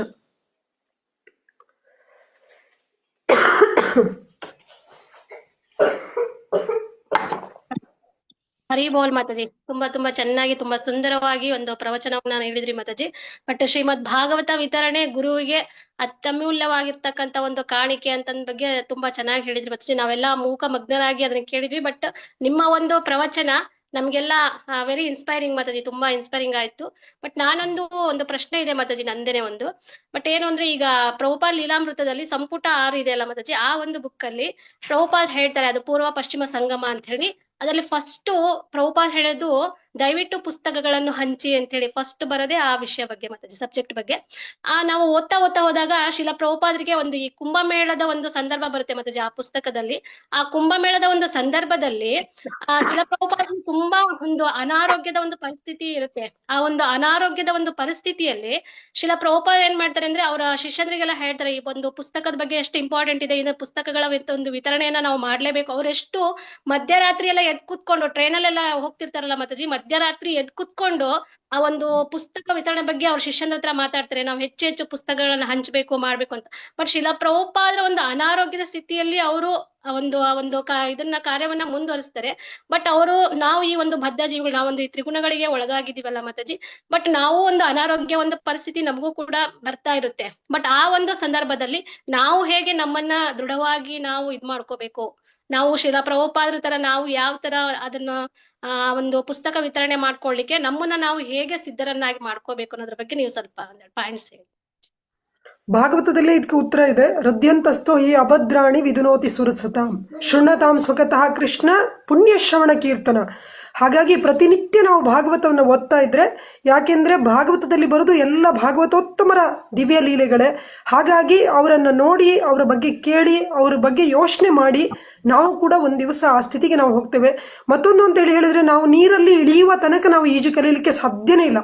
ನಾವು ದಡದ ಮೇಲೆ ಕೂತ್ಕೊಂಡು ಎಷ್ಟು ಪುಸ್ತಕಗಳನ್ನೇ ಓದ್ಬೋದು, ಎಷ್ಟು ಪ್ರವಚನಗಳನ್ನೇ ಕೇಳ್ಬೋದು. ಆದರೆ ಯಾವಾಗ ನಾವು ನೀರಿಗೆ ಇಳಿತೇವೆ ಆವಾಗ ಕೈ ಕಾಲು ಬಡದೇ ಬಡಿತೇವೆ. ಅದೇ ರೀತಿಯಲ್ಲಿ ನಮ್ಮ ಜೀವನದಲ್ಲಿ ನಾವು ಶ್ರೀಲ ಪ್ರಭುಪಾದರ ಗ್ರಂಥಗಳನ್ನು ಹಿಡ್ಕೊಂಡು ವಿತರಣೆಗೆ ನಡೆದಾಗ ನಮಗೆ ಖಂಡಿತವಾಗಿಯೂ ಆ ಒಂದು ವಿಶೇಷವಾದ ಕೃಪೆಯ ಅನುಭವ ನಮಗಾಗುತ್ತೆ. ಆಮೇಲೆ ನಾವು ಕೂಡ ಭಗವಂತನಿಗೆ ತುಂಬ ದೀನರಾಗಿ ಬೇಡ್ಕೊತೇವೆ. ಉದಾಹರಣೆಗೆ, ನಾವು ಯಾರಿಗೋ ಭಾಗವತದ ಬಗ್ಗೆ ಮಾತಾಡ್ತಾ ಇದ್ದೇವೆ ಅಂತೇಳಿ ಹೇಳಿದ್ರೆ, ಅವರು ಈಗ ನಾವು ಒಂದು ಪ್ರವಚನ ಕೊಡಿ ಅಂತೇಳಿ ಹೇಳಿದ್ರೆ, ನೀವು ಅದಕ್ಕಿಂತ ಮುಂಚೆ ಪ್ರಿಪೇರ್ ಆಗ್ಬೋದು ಪ್ರವಚನಕ್ಕೆ, ನಾನು ಈ ರೀತಿ ಮಾತಾಡಬೇಕು ಅಂತೇಳಿ ಹೇಳಿ. ಆದರೆ ನಾನು ದಾರಿ ಮೇಲೆ ಯಾರೋ ಒಬ್ಬರು ಸಿಗ್ತಾರೆ, ಅವರಿಗೆ ಶ್ರೀಲ ಪ್ರಭುಪಾದರ ಗ್ರಂಥಗಳನ್ನು ಕೊಡ್ತೇನೆ, ಅದರಲ್ಲೂ ವಿಶೇಷವಾಗಿ ಶ್ರೀಮದ್ ಭಾಗವತದ ಬಗ್ಗೆ ಹೇಳ್ತೇನೆ ಅಂದರೆ, ಅವರು ಕೇಳುವಂತಹ ಪ್ರಶ್ನೆಗಳಿಗೆ ನಾವು ಆಲ್ರೆಡಿ ಪ್ರಿಪೇರ್ ಆಗಿರಲ್ಲ. ನಾವು ಆ ಒಂದು ಸಮಯಕ್ಕೆ ಸಂದರ್ಭಕ್ಕೆ ಸರಿಯಾಗಿ ಹೇಳಬೇಕು ಅಂತೇಳಿ ಹೇಳಿದ್ರೆ, ನಾವು ಭಗವಂತನನ್ನು ನಾವು ಮನಸ್ಸಿನಲ್ಲಿ ಶ್ರೀಲ ಪ್ರಭುಪಾದರಿಗೆ ಹಾಗೆ ಭಗವಂತನಿಗೆ ತುಂಬ ಹೆಚ್ಚಾಗಿ ತೀವ್ರವಾಗಿ ಪ್ರಾರ್ಥನೆಯನ್ನು ಸಲ್ಲಿಸ್ತೇವೆ. ಸ್ವಾಭಾವಿಕವಾಗಿ ನಾವು ಭಗವಂತನ ಮೇಲೆ ಹೆಚ್ಚು ನಿರ್ಭರರಾಗ್ತೇವೆ. ಆದ್ದರಿಂದ ಶ್ರೀಲ ಪ್ರಭುಪಾದರು ಒಂದು ಕಡೆ ಹೇಳ್ತಾರೆ, ತುಂಬ ಅದ್ಭುತವಾದ ಒಂದು ಉದಾಹರಣೆಯನ್ನು ಶ್ರೀಲ ಪ್ರಭುಪಾದರು ಕೊಡ್ತಾರೆ. ಹೇಗೆ ಯುದ್ಧ ಸಂದರ್ಭದಲ್ಲಿ ಇಡೀ ಒಂದು ಸರ್ಕಾರ ಆ ಸೈನಿಕ ಒಂದು ವಿಶೇಷವಾದ ಅರ್ಹತೆ ಇಲ್ಲದೆ ಇರ್ಬೋದು ಅವನಿಗೆ, ಆದರೆ ಸೈನಿಕನಿಗೆ ಎಲ್ಲ ರೀತಿಯ ಒಂದು ವಿಶೇಷತೆಯನ್ನು ಅಥವಾ ಅವನಿಗೆ ಒಂದು ಪ್ರಾಮುಖ್ಯತೆಯನ್ನು ಕೊಡುತ್ತೋ, ಅದೇ ರೀತಿಯಲ್ಲಿ ಯಾರು ಭಗವಂತನ ಈ ಒಂದು ಗ್ರಂಥಗಳನ್ನು ವಿತರಣೆ ಮಾಡ್ಲಿಕ್ಕೆ ಹೋಗ್ತಾರೋ ಅವರು ಭಗವಂತನಿಗೆ ತುಂಬ ಪ್ರಿಯರಾಗ್ಬಿಡ್ತಾರೆ. ಹೇಗೆ ಸೈನಿಕ ಯುದ್ಧದ ಸಂದರ್ಭದಲ್ಲಿ ಸರ್ಕಾರಕ್ಕೆ ಪ್ರಿಯನಾಗ್ತಾನೋ, ಅದೇ ರೀತಿಯಲ್ಲಿ ಈ ಗ್ರಂಥ ವಿತರಕರು ಏನಿದ್ದಾರೆ, ಸಂಕೀರ್ತನ ಭಕ್ತರು ಏನಿದ್ದಾರೆ, ಅವರು ಭಗವಂತನಿಗೆ ತುಂಬ ಪ್ರಿಯರಾಗ್ಬಿಡ್ತಾರೆ ಅಂತ ಹೇಳ್ಬಿಟ್ಟು. ಯಾಕೆ ಪ್ರಿಯರಾಗ್ತಾರೆ ಅಂತೇಳಿ ಹೇಳಿದ್ರೆ, ಅವರು ಭಗವಂತನಿಗೋಸ್ಕರ ಈಗ ನಾವು ಭಾಗವತದ ಬಗ್ಗೆ ಹೇಳಿದಾಗ ಯಾರೋ ಒಬ್ಬರು ಬೈಬೋದು, ಯಾರೋ ಒಬ್ಬರು ಜೋರು ಮಾಡ್ಬೋದು, ಇನ್ನೊಬ್ಬರು ಖುಷಿಯಾಗಿ ಮಾತಾಡ್ಬೋದು, ಇನ್ನೊಬ್ಬರು ನಮ್ಮನ್ನ ಮಾತಾಡಿಸದೇ ಇರ್ಬೋದು. ಈ ಸಲ ನಾವು ಭಾಗವತದ ಬಗ್ಗೆ ಹೇಳಿದರೆ ಇನ್ನೊಂದು ಸಲ ಅವ್ರ ಮುಖ ತಿರುಗಿಸ್ಕೊಂಡು ಹೋಗ್ಬೋದು. ಅದೆಲ್ಲ ಒಂದು ಅವಮಾನಗಳನ್ನು ಭಗವಂತನ ಸೇವೆಗೋಸ್ಕರ ಯಾರು ತಡ್ಕೊಳ್ಳಿಕ್ಕೆ ಅಂದರೆ ತಯಾರಿದ್ದಾರೋ ಅವರು ನಿಜವಾಗ್ಲೂ ಭಗವಂತನಿಗೆ ತುಂಬ ಪ್ರಿಯರಾಗ್ತಾರೆ ಅಂತ. ಹಾಗಾಗಿ ನಾವು ಹೆಚ್ಚು ಗ್ರಂಥಗಳ ವಿತರಣೆಯಲ್ಲಿ ನಮ್ಮನ್ನು ನಾವು ತೊಡಗಿಸಿಕೊಳ್ಳೋದ್ರಿಂದ ಈ ಒಂದು ಭಾವನೆ ನಮಗೆ ಬರುತ್ತೆ. ಮತ್ತು ಅಷ್ಟು ಮಾತ್ರ ಅಲ್ಲ, ಭಗವಂತ ನಮಗೆ ಎಲ್ಲ ರೀತಿಯಿಂದಲೂ ಸ್ಪಂದಿಸ್ತಾನೆ. ನಾನು ಒಂದು ಚಿಕ್ಕ ಉದಾಹರಣೆಯನ್ನು ಹೇಳ್ತೇನೆ. ಒಂದು ದಿವಸ ನಾನು ಎಲ್ಲ ಒಂದು ಏಕಾದಶಿಗೆ ಆದಷ್ಟು ಜನರಿಗೆ ಭಾಗವತಂ ಬಗ್ಗೆ ಹೇಳ್ತಾ ಇದ್ದೆ. ತಗೊಳ್ಳಿ ಅಂತೇಳಿ ಹೇಳಿ. ಒಂದೇ ಏಕಾದಶಿ ನನಗೆ ತುಂಬ ಹುಷಾರಿರಲಿಲ್ಲ. ಎಷ್ಟು ಹುಷಾರಿರಲಿಲ್ಲ ಅಂದರೆ ಗಂಟ್ಲು ನೋವಿತ್ತು. ನಾನು ಯಾರಿಗೆ ಕರೆ ಮಾಡಿ ಕೂಡ ಮಾತಾಡುವ ಒಂದು ಪರಿಸ್ಥಿತಿಯಲ್ಲೂ ಕೂಡ ನಾನು ಇರಲಿಲ್ಲ. ಆದರೆ ಮನಸ್ಸಲ್ಲಿ ನನಗೆ ತುಂಬ ಬೇಜಾರಿತ್ತು. ಇವತ್ತು ಏಕಾದಶಿ, ಯಾರಿಗೂ ಹೇಳಲಿಕ್ಕಾಗಲಿಲ್ಲ. ಪ್ರತಿ ಸಲ ನಾನೊಂದು 50-100 ಜನರಿಗಾದರೂ ಹೇಳ್ತಾ ಇದ್ದೆ. ಅದರಲ್ಲಿ ಒಂದು 8-10 ಜನ ಆದರೂ ತೊಗೊತಾ ಇದ್ರು. ಇವತ್ತು ನನಗೆ ನನ್ನ ಪರಿಸ್ಥಿತಿ ಈ ಥರ ಆಗಿದೆ, ಎಲ್ಲೂ ಹೇಳಲಿಕ್ಕೆ ಯಾರಿಗೂ ಹೇಳಲಿಕ್ಕೆ ಆಗ್ತಾ ಇಲ್ಲ ಅಂತ. ಆವಾಗ ನಾನು ಮಲ್ಕೊಂಡು ರೆಸ್ಟ್ ತೊಗೊತಾ ಇದ್ದೆ, ಹುಷಾರಿಲ್ಲ ಅಂತೇಳಿ ಹೇಳಿ. ಆವಾಗ ಯಾರೋ ಬಂದು ಬಾಗಿಲು ಬಡಿದ್ರು ಅಂತ ನನ್ನ ಮಕ್ಕಳು ಬಂದು ಹೇಳಿದರು. ನಾನು ನಿಧಾನಕ್ಕೆ ಎದ್ದು ಹೋಗಿ ಬಾಗಿಲು ತೆಗೆದೆ. ಆವಾಗ ಇದೇ ಊರಲ್ಲಿ ಯಾರೋ ಒಬ್ಬರು ಬಂದ್ಬಿಟ್ಟು, ಇವತ್ತು ನನ್ನ ಹುಟ್ಟಿದ ಹಬ್ಬ, ಆದ್ದರಿಂದ ನಿಮ್ಮ ಆಶೀರ್ವಾದ ತೊಗೊಳ್ಬೇಕು ಅಂತ ಹೇಳ್ಬಿಟ್ಟು ಬಂದೆ ಅಂತೇಳಿ ಹೇಳಿದರು. ಆವಾಗ ನಾನು ಹೇಳಿದೆ, ನಿಜವಾದ ಆಶೀರ್ವಾದ ಶ್ರೀಮದ್ ಭಾಗವತಮ್ಮ, ಅದಕ್ಕೆ ಭಾಗವತಮ್ ತಗೊಳ್ಳಿ ಇವತ್ತು ಅಂತೇಳಿ ಹೇಳಿ ಸ್ವಲ್ಪ ಅವರಿಗೆ ಹೇಳಿದೆ. ಆಮೇಲೆ ಅವರು ಆಗ್ಲೇ ಅವರು ಹಣ ತೊಗೊಂಡು ಬಂದಿರಲಿಲ್ಲ. ಆಮೇಲೆ ಕೊಡಿ, ತೊಂದರೆ ಇಲ್ಲ ಅಂತೇಳಿ ಹೇಳಿದೆ, ಇದೇ ಊರಿನವರು. ಆಯಿತು ಅಂತೇಳಿ ಹೇಳಿ ಆ ಸಂದರ್ಭದಲ್ಲೇ ಭಾಗವತಮನ್ನು ತೊಗೊಂಡು ಹೋದರು. ಹಾಗೆ ಎಷ್ಟೊಂದು ಭಕ್ತರ ಜೀವನದಲ್ಲಿ ನಾವು ನೋಡ್ತೇವೆ, ಯಾವುದೇ ಒಂದು ಕ್ಲಿಷ್ಟಕರ ಪರಿಸ್ಥಿತಿ ಇದ್ದರೂ ಕೂಡ ಭಗವಂತ ಸ್ಪಂದಿಸ್ತಾನೆ. ಯಾಕೆ ಅಂತ ಹೇಳಿದರೆ, ಭಾವಗ್ರಾಹಿ ಜನಾರ್ದನ. ಏನು ಭಾಗವತ ವಿತರಣೆ ಆಗ್ತಾ ಇದೆ, ಇದು ಕೂಡ ನಾವು ಹೇಳಿದ್ರಿಂದ ಅಥವಾ ನಮ್ಮ ಮಾತಿನ ಚಾಕಚಕ್ಯತೆಯಿಂದ ಅಥವಾ ನಮ್ಮ ಶಾಸ್ತ್ರದ ಜ್ಞಾನದಿಂದ ಇದು ಆಗ್ತಾ ಇರೋದಲ್ಲ. ಇದು ಭಗವಂತನ ಕೃಪೆಯಿಂದ, ಶ್ರೀಲ ಪ್ರಭುಪಾದರ ಕೃಪೆಯಿಂದ ಆಗ್ತಾ ಇರೋದು ಅಷ್ಟೇ. ಪ್ರಯತ್ನ ನಮ್ಮದು. ಹೇಗೆ ಕಲ್ಲು ನೀರಿನಲ್ಲಿ ತೇಲಿಕ್ಕೆ ಸಾಧ್ಯ ಇಲ್ವೋ, ಆದರೆ ವಾನರ ಸೇನೆಯ ಭಕ್ತಿಗೆ ಮೆಚ್ಚಿ ಭಗವಂತ ಅದನ್ನು ತೇಲುವ ಥರ ಮಾಡಿದ್ನು. ವಾನರ ಸೇನೆಗೆ ಅದನ್ನು ತೇಲಿಸಲಿಕ್ಕೆ ಸಾಧ್ಯ ಇಲ್ಲ, ಆದರೆ ಭಗವಂತ ಅದನ್ನು ತೇಲುವ ಥರ ಮಾಡಿದ್ನೋ, ಅದೇ ರೀತಿಯಲ್ಲಿ ನಾವು ಶ್ರೀಮದ್ ಭಾಗವತ ರೂಪಿ ಭಗವಂತನ ಸೇವೆ ಮಾಡಬೇಕು ಅನ್ನುವ ಉತ್ಕಟವಾದ ಇಚ್ಛೆ ನಮಗಿದ್ರೆ ಭಗವಂತ ಬೇಕಾದ ಆ ಒಂದು ಸಂದರ್ಭವನ್ನು ಅಲ್ಲಿ ಹೊಂದಿಸ್ತಾನೆ. ಈಗ ತುಂಬ ಇತ್ತೀಚೆಗೆ ನಡೆದಿರುವಂತಹ ಒಂದು ಘಟನೆ, ನಾನು ಒಂದು ಬ್ರಹ್ಮೋತ್ಸವಕ್ಕೆ ಹೋಗಿದ್ದೆ.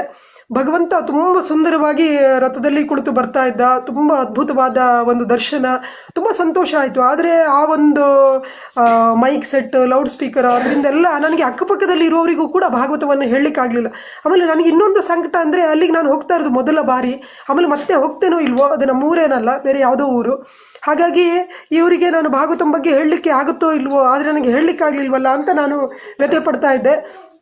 ಆವಾಗ ನಾನು ಭಗವಂತನ ಮುಂದೆ, ಶ್ರೀನಿವಾಸನ ಮುಂದೆ ನಿಂತ್ಕೊಂಡು ಯಾವಾಗಲೂ ಕೂಡ ಏನಾದರೂ ಹೇಳಬೇಕು ಅಂತೇಳಿ ಹೇಳಿದ್ರೆ ಹರಿದಾಸರ ಭಜನೆಯ ಮೂಲಕ ಭಗವಂತನಿಗೆ ನಾನು ಹೇಳೋದು ನಂದು ಒಂದು ರೂಢಿ.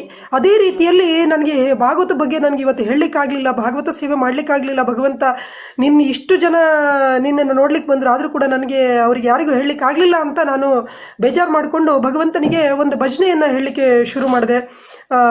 ವೇಣುಗೋಪಾಲ ದಾಸರು ಬರೆದಿರುವಂತಹ ಭಜನೆ, ಸಂಬಳಕ್ಕೆ ಇಟ್ಟುಕೊಳ್ಳೋ ಕೃಷ್ಣ ಕೃಪಾಳೋ, ಸಂಬಳಕ್ಕೆ ಇಟ್ಟುಕೊಳ್ಳೋ, ಸಂಬಳಕ್ಕೆ ಇಟ್ಟುಕೋ ನಿನ್ನ ಹಂಬಲದಲ್ಲಿ ಇರಬೇಕೆಂಬುದೇ ಎನ್ನಲ್ಲಿ ತುಂಬಿ ತುಳುಕುತ್ತಿದೆ ಕೃಷ್ಣ, ಸಂಬಳಕ್ಕೆ ಇಟ್ಟುಕೊಳ್ಳೋ ಅಂತ. ತುಂಬ ಅದ್ಭುತವಾದ ಭಜನೆ. ಅವರು ಹೇಳ್ತಾರೆ, ಅರೆಕವಡೆ ಒಲ್ಲೇನ ಸಂಬಳ, ನಿನ್ನ ಹೆಸರು ಹೇಳಿ ಮಾಡುವೆ ಗೋಪಾಳ ಅಂತ. ನನಗೇನು ಸಂಬಳ ಕೊಡಬೇಡ, ಅದು ನಿನ್ನ ಹೆಸರು ಹೇಳಿ ನಾನು ಗೋಪಾಳ ಮಾಡ್ಕೊಂಡಿರ್ತೇನೆ ಅಂತೇಳಿ ಹೇಳಿ ಆ ರೀತಿಯಲ್ಲಿ ಆ ರೀತಿಯಲ್ಲಿ ಹೇಳ್ತಾ ಇರಬೇಕಾದ್ರೆ ನಾನು ಭಗವಂತನನ್ನು ನೋಡಿಕೊಂಡು ಭಜನೆ ಹೇಳ್ತಾ ಇದ್ದೆ. ಯಾರೋ ಹಿಂದೆಯಿಂದ ಕರೆದ್ರು ಅಮ್ಮ ಅಂತ ಹೇಳ್ಬಿಟ್ಟು ನಾನು ತಿರುಗಿ ನೋಡಿದೆ. ಅವಾಗ ಅವ್ರು ಹೇಳಿದರು, ಯಾವುದೋ ಒಂದು ಶ್ರೀ ವೈಷ್ಣವ ಇದರಲ್ಲಿ ಗ್ರೂಪಲ್ಲಿ ಅವ್ರ ನಂಬರ್ ಸಿಕ್ಕಿತ್ತು ನನಗೆ. ಅವ್ರಿಗೆ ಫೋನ್ ಮಾಡಿ ಭಾಗವತನ ಬಗ್ಗೆ ಹೇಳಿದ್ದೆ. ನೀವು ನನಗೆ ಭಾಗವತನ ಬಗ್ಗೆ ಹೇಳಿ ನಮ್ಮ ಮನೆಗೆ ಕಳಿಸ್ಕೊಟ್ಟಿದ್ರಿ. ಈಗ ಮನೆಯಲ್ಲಿ ಎಲ್ಲರೂ ತುಂಬ ಸಂತೋಷವಾಗಿ ಓದ್ತಾ ಇದ್ದಾರೆ. ನಮ್ಮ ಅಕ್ಕ ಗರ್ಭಿಣಿಯಾಗಿದ್ದಾಗ ಕೂಡ ಓದಿದ್ರು, ಇವಾಗ ಅವರದ್ದು ಡೆಲಿವರಿ ಆಯಿತು. ಇವ್ರು ನನ್ನ ಫ್ರೆಂಡ್, ಇವರಿಗೆ ಭಾಗವತನ ಬಗ್ಗೆ ಹೇಳಿ ಅಂತೇಳಿ ಹೇಳಿ ನಾನು ಆ ಭಜನೆಯನ್ನು ಬರೀ ಒಂದು ಮೊದಲನೆಯ ಒಂದು ಪಂಕ್ತಿಯನ್ನು ಮಾತ್ರ ಹೇಳಿದ್ದೆ. ಅಷ್ಟರೊಳಗೆ ಅವ್ರು ಬಂದು ಇದನ್ನು ಹೇಳಿದ್ರು. ನನಗೆ ಕಣ್ಣಲ್ಲೇ ನೀರು ಬಂದಂಗೆ ಆಯಿತು. ಭಗವಂತ ಎಷ್ಟೊಂದು ಕೃಪಾಳು ನೀನು, ನಿನ್ನ ಬಗ್ಗೆ ಸೇವೆ ಮಾಡಬೇಕು ಅಂತೇಳಿ ಹೇಳಿದ್ರೆ ಆ ಕ್ಷಣದಲ್ಲೇ ಯಾರನ್ನೂ ತಂದು ನಿಲ್ಲಿಸಿದೆ ಅಲ್ಲಪ್ಪ ಅಂತ. ಆಮೇಲೆ ನಾನು ಅವರಿಗೆ ಹೇಳಿದೆ, ಅವರು ಒಂದು ಕನ್ನಡ ಭಾಗವತಂ ಸೆಟ್ಟಿಗೆ ಇದು ಮಾಡಿದ್ರು. ಅದೇ ರೀತಿಯಲ್ಲಿ ಭಗವಂತ ಭಾವಗ್ರಾಹಿ. ಅವನು ಎಷ್ಟು ಭಗವಂತ ಎಲ್ಲದರಲ್ಲೂ ಕೂಡ ನಮ್ಗೆ ಗೊತ್ತಿದೆ, ಭಗವಂತ ಷಡೈಶ್ವರ್ಯ ಪೂರ್ಣ ಅಂತ. ಅವನ ಐಶ್ವರ್ಯದಲ್ಲಿ ಅವನಿಗಿಂತ ಮಿಗಿಲಾದವರು ಯಾರೂ ಇಲ್ಲ, ಸೌಂದರ್ಯದಲ್ಲಿ ಅವನಿಗಿಂತ ಮಿಗಿಲಾದವರು ಯಾರೂ ಇಲ್ಲ, ಯಶಸ್ಸಿನಲ್ಲಿ ಅವನಿಗಿಂತ ಮಿಗಿಲಾದವರು ಯಾರೂ ಇಲ್ಲ, ವೀರ್ಯದಲ್ಲಿ ಅವನಿಗಿಂತ ಮಿಗಿಲಾದವರು ಯಾರೂ ಇಲ್ಲ. ಅದೇ ರೀತಿಯಲ್ಲಿ ಸ್ಪಂದಿಸುವುದರಲ್ಲೂ ಕೂಡ ಭಗವಂತನಿಗೆ ಮಿಗಿಲಾದವರು ಯಾರೂ ಇಲ್ಲ. ನಮ್ಮ ಜೀವನದಲ್ಲಿ ಭಗವಂತನಿಗಿಂತ ಹೆಚ್ಚಿಗೆ ನಮಗೆ ಸ್ಪಂದನೆ ಮಾಡಲಿಕ್ಕೆ ಯಾರಿಗೂ ಕೂಡ ಸಾಧ್ಯ ಇಲ್ಲ. ಆದ್ದರಿಂದ ನಾವು ಭಗವಂತನ ಸೇವೆ ಮಾಡಬೇಕು ಅಂತೇಳಿ ಹೇಳಿದ್ರೆ, ಹೇಗೆ ಅವನು ಎಲ್ಲದರಲ್ಲೂ ಕೂಡ ಅವನಿಗೆ ಅನಂತ ಶಕ್ತಿ, ಅದೇ ರೀತಿಯಲ್ಲಿ ಅನಂತ ರೀತಿಯಲ್ಲಿ ಭಗವಂತ ನಮಗೆ ಸ್ಪಂದಿಸ್ತಾನೆ. ಆದ್ದರಿಂದ ನಾವು ಭಗವಂತನಿಗೆ ಪ್ರಾರ್ಥನೆ ಮಾಡಿಕೊಂಡು ಭಗವಂತನ ಭಕ್ತರಿಗೆ, ವಿಶೇಷವಾಗಿ ಶ್ರೀಲ ಪ್ರಭುಪಾದರಿಗೆ, ಯಾಕೆಂದರೆ ನಮಗೆ ಈ ಒಂದು ವಿಶೇಷ ಕೃಪೆಯನ್ನು ಕೊಟ್ಟಂತಹ ಮಹಾನುಭಾವರು ಅಂದರೆ, ನಾವು ಶ್ರೀಲ ಪ್ರಭುಪಾದರು ನಮ್ಮ ಜೀವನದಲ್ಲಿ ಬಂದಿಲ್ಲ ಅಂದರೆ ನಾವು ಕೂಡ ನಾಯಿ ಬೆಕ್ಕುಗಳ ಥರ ಜೀವನವನ್ನು ವ್ಯರ್ಥ ಮಾಡ್ತಾ ಇದ್ವಿ. ಆ ಶ್ರೀಲ ಪ್ರಭುಪಾದರು ನಮ್ಮ ಜೀವನವನ್ನು ಈ ಥರ ಉದ್ಧಾರ ಮಾಡಿದ್ದಾರೆ. ಅವರ ಪ್ರೀತ್ಯರ್ಥವಾಗಿ, ಅವರಿಗಾಗಿ ನಾವು ಅವರ ಋಣವನ್ನು ನಾವು ಎಷ್ಟು ಜನ್ಮಾಂತರದಲ್ಲೂ ಕೂಡ ತೀರಿಸಲಿಕ್ಕೆ ಸಾಧ್ಯ ಇಲ್ಲ. ಅವರ ಪ್ರೀತ್ಯರ್ಥವಾಗಿ ನಾವು ಈ ಕೆಲಸವನ್ನು ತುಂಬ ಗಂಭೀರವಾಗಿ ನಾವು ತಗೊಳ್ಳೇಬೇಕು.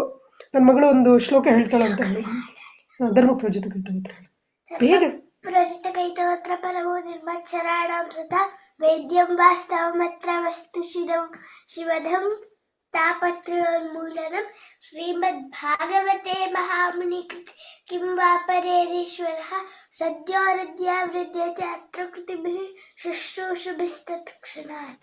ತತ್ಕ್ಷಣಾತ್, ಯಾವ ಕ್ಷಣದಲ್ಲಿ ಭಾಗವತವನ್ನು ಕೇಳಬೇಕು ಅಂತ ಅನಿಸುತ್ತೋ ಆ ಕ್ಷಣದಲ್ಲೇ ಭಗವಂತ ಹೃದಯದಲ್ಲಿ ಸ್ಫುರಿಸ್ತಾನೆ ಅಂತೇಳಿ ಹೇಳಿ. ಹಾಗಾಗಿ ನಮ್ಮ ಕಡೆಯಿಂದ ನಮಗೆ ಏನು ಯೋಗ್ಯತೆ ಅಂದರೆ ಭಾಗವತವನ್ನು ವಿತರಣೆ ಮಾಡಲಿಕ್ಕೆ ಉತ್ಕಟವಾದ ಇಚ್ಛೆ, ಆಮೇಲೆ ನಾವು ಅದನ್ನು ಕಾರ್ಯರೂಪಕ್ಕೆ ತರಬೇಕು. ಬರೀ ಮನಸ್ಸಲ್ಲಿ ಅಂದ್ಕೊಳ್ಳುವ ಇಚ್ಛೆ ಮಾತ್ರ ಅಲ್ಲ.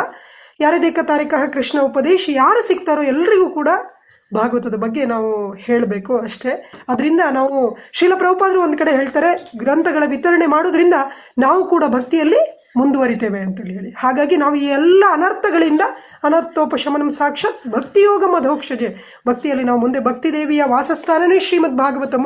ಹಾಗಾಗಿ ಯಾವಾಗ ನಾವು ಭಾಗವತದ ಆಶ್ರಯವನ್ನು ತಗೊಂತೇವೋ ಆಗ ಭಕ್ತಿದೇವಿ ತನ್ನಿಂತಾನೇ ನಮ್ಮ ಹೃದಯದಲ್ಲಿ ಸ್ಥಿರವಾಗಿ ನೆಲೆ ನಿಲ್ತಾಳೆ. Hare Krishna.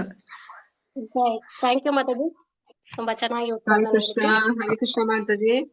Hare Krishna Mataji, thank you so much Mataji for the wonderful class today. Class ತುಂಬಾ ಚೆನ್ನಾಗಿತ್ತು. ಅದು ಇಷ್ಟು ಶಾರ್ಟ್ ನೋಟಿಸ್ ಅಲ್ಲಿ ನಮ್ಗೆ ಇಷ್ಟು ಒಳ್ಳೆ ಕ್ಲಾಸ್ ಅನ್ನು ಕೊಟ್ರಿ. ಅದು ಭಾಗವತಂ ಸೇವೆ ಮಾಡೋದರ ಮೂಲಕ ನಾವು ಗುರುವಿನ ಸೇವೆಯನ್ನೇ ಹೇಗೆ ಮಾಡಬಹುದು ಅನ್ನೋದನ್ನ ತುಂಬಾ ಚೆನ್ನಾಗಿ ತಿಳಿಸ್ಕೊಟ್ರಿ. ಅದರಲ್ಲೂ ನಿಮ್ಮ ಆರೋಗ್ಯ ಸರಿ ಇಲ್ಲ, ಅದ್ರಲ್ಲೂ ಸಹ ನೀವು ನಮ್ಗೆ ಸಮಯ ಕೊಟ್ರಿ. ತುಂಬಾ ಧನ್ಯವಾದಗಳು. ಇಲ್ಲಿ ಸೇರಿರುವ 60 ಜನರ ಪರವಾಗಿಯೂ ನಾನು ನಿಮ್ಗೆ ಧನ್ಯವಾದಗಳನ್ನ ಅರ್ಪಿಸ್ತೇನೆ. ನಿಮಗೆ ಆಗಿರೋ ರಿಯಲೈಸೇಷನ್ ನೀವು ಚೆನ್ನಾಗಿ ಇವತ್ತು ನಮ್ಮೊಂದಿಗೆ ಹಂಚಿಕೊಂಡ್ರಿ. ಯಾಕೆಂದ್ರೆ ನಾವು ಯಾವಾಗ್ಲೂ ಬುಕ್ ಡಿಸ್ಟ್ರಿಬ್ಯೂಷನ್ ಅಲ್ಲಿ ಸ್ವಲ್ಪ, ಅದ್ರಲ್ಲೂ ನಾನು ಸ್ವಲ್ಪ ಹಿಂಜರಿತೇನೆ.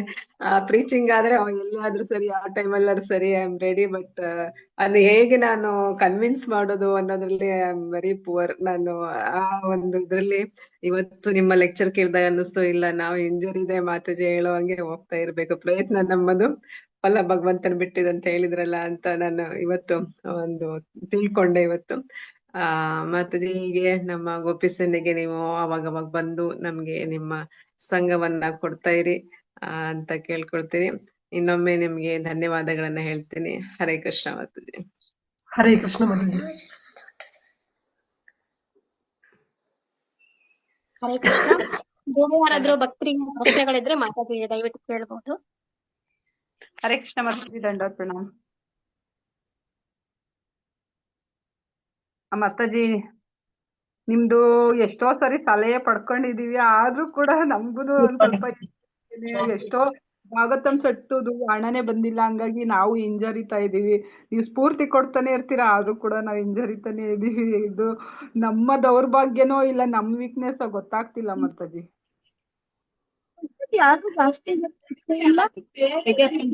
ಕೃಷ್ಣ, ಹಣ ಬಂದಿಲ್ಲ ಅಂತೇಳಿ ಹೇಳಿದ್ರೆ ನಾವು ಇದು ಭಗವಂತನ ಹಣ ಅದನ್ನ ಗಂಭೀರವಾಗಿ ಪರಿಗಣಿಸಿ ನಾವು ಭಾಗವತವನ್ನು ಹೇಳೋದು ಎಷ್ಟು ಮುಖ್ಯನೋ ಅದೇ ರೀತಿಯಲ್ಲಿ ಹಣ ಸಂಗ್ರಹಣೆ ಮಾಡೋದು ಕೂಡ ಅಷ್ಟೇ ಮುಖ್ಯ. ಅದು ನಾವು ನಮ್ಮ ಕಡೆಯಿಂದ ಅದನ್ನ ನಾವು ಗಂಭೀರವಾಗಿ ತಗೊಂಡಿಲ್ಲ ಅಂದ್ರೆ, ಈಗ ಒಂದು ನೀವು ಫೈನಾನ್ಸ್ ಅವರನ್ನ ನೋಡಿರ್ಬೋದು. ಫೈನಾನ್ಸ್ ಅವರು ಸಾಲ ಕೊಟ್ಟವರು, ಅವರು ಸಾಲ ತಗೊಂಡವರಿಗೆ ದುಡ್ಡಿಲ್ಲ ಅಂತಾನೆ ಸಾಲ ತಗೊಂಡಿರೋದು, ಆದ್ರೂ ಕೂಡ ಅವರು ಬಿಡದೆ ಅವ್ರ ಕೈಯಿಂದ ಸಂಗ್ರಹಣೆ ಮಾಡೇ ಮಾಡ್ತಾರೆ. ಅದೇ ರೀತಿಯಲ್ಲಿ ನಾವು ಈ ಒಂದು ಗ್ರಂಥ ವಿತರಣೆಯಲ್ಲಿ ಪ್ರತಿಯೊಂದು ಹೆಜ್ಜೆ ಕೂಡ ತುಂಬಾ ಮುಖ್ಯವಾಗಿದೆ. ಹಾಗಾಗಿ ನಾವು ಗಂಭೀರವಾಗಿ ತಗೊಳ್ಬೇಕು.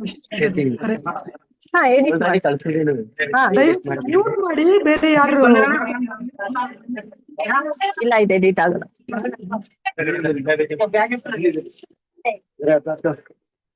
ಹರೇ ಕೃಷ್ಣ ಮಾತಾಜಿ. ಹಾ, ಹರೇ ಕೃಷ್ಣ ಮಾತಾಜಿ. ಮಾತಾಜಿ ದಯವಿಟ್ಟು ಮ್ಯೂಟ್ ಮಾಡ್ಲಿಕ್ಕೆ ಹೇಳಿ. ಯಾರು ಅವರು ಮಾತಾಡೋದೇ ಕೇಳಿಸ್ತಾ ಇದೆ. ಮಾತಾಜಿ ಶ್ಯಾಮಕಾಂತ ಮಾತಾಜಿ ಅವ್ರದ್ದು ಅನ್ಮ್ಯೂಟ್ ಆಗಿದೆ. ಹರೇ ಕೃಷ್ಣ ಮಾತಾಜಿ. ಎಷ್ಟೋ ಸರಿ ನಾವು ನಿಮ್ಮ ಹತ್ರ ಸ್ಫೂರ್ತಿಗೊಂಡೇನೆ ಭಕ್ತಿ ಬುಕ್ ಡಿಸ್ಟ್ರಿಬ್ಯೂಷನ್ ಮಾಡಕ್ಕೆ ಮುಂದೆ ಆಗ್ತಾ ಇದೀವಿ. ಮತ್ತೆ ಚಂದ್ರಪಟ್ಟಣದಲ್ಲೂ ಕೂಡ ಇದು ಒಂದು ಉದಾಹರಣೆಯಾಗಿ ರಾಧಾ ಮಾತಾಜಿ ಮತ್ತೆ ಇವರು ಶ್ರೀಮಂತ ಪ್ರಭು ಅಂತ ಇದ್ದಾರೆ. ಅವರು ಈ ಸರಿ 200 ಮೇಲೆ ಬುಕ್ ಡಿಸ್ಟ್ರಿಬ್ಯೂಷನ್ ಮಾಡಿ 2 Bhagavatam set 3 Bhagavatam set book distribution ಮಾಡಿದ್ದಾರೆ. ಇದು ಉಜ್ವಲ ಮಾತಾಜಿ ಕಡೆಯಿಂದನೇ ಆಗಿರೋದು.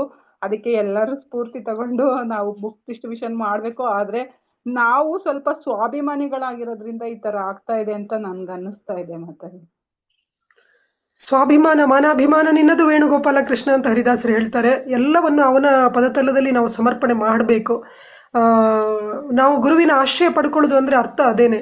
ಈಗ ಉದಾಹರಣೆಗೆ ನಾವು ಗುರು ನಮಗೆ ದೀಕ್ಷೆ ಕೊಟ್ಟಾಗ ಹೆಸರನ್ನು ಬದಲು ಮಾಡ್ತಾರೆ. ಹೆಸರು ಬದಲು ಮಾಡೋದು ಅರ್ಥ ಏನು ಅಂತೇಳಿ ಹೇಳಿದ್ರೆ, ಇಷ್ಟು ದಿವಸ ನಾವು ಈ ನಮ್ಮನ್ನು ಯಾವುದ್ರ ಜೊತೆ ನಾವು ನಮ್ಮನ್ನು ಒಂದು ಐಡೆಂಟಿಫೈ ಮಾಡ್ತಾ ಇದ್ವೋ ಅದನ್ನು ಬಿಟ್ಟು ಇವತ್ತಿನ ನಾನು ಕೃಷ್ಣ ದಾಸಿ ಕೃಷ್ಣ ದಾಸ ಅಂತ.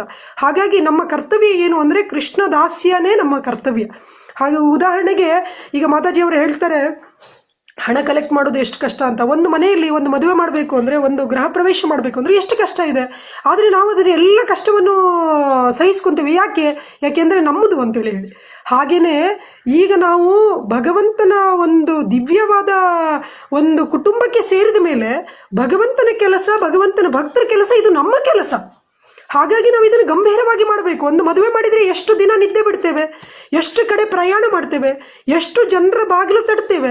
ಅದೇ ಭಾಗವತ ವಿತರಣೆಗೆ ನಾವು ಎಷ್ಟು ಜನರ ಬಾಗಿಲನ್ನು ತಟ್ಟಿದ್ದೇವೆ, ಎಷ್ಟು ನಿದ್ದೆ ಬಿಟ್ಟಿದ್ದೇವೆ, ಎಷ್ಟು ನಾವು ಪ್ರಯತ್ನ ಮಾಡಿದ್ದೇವೆ.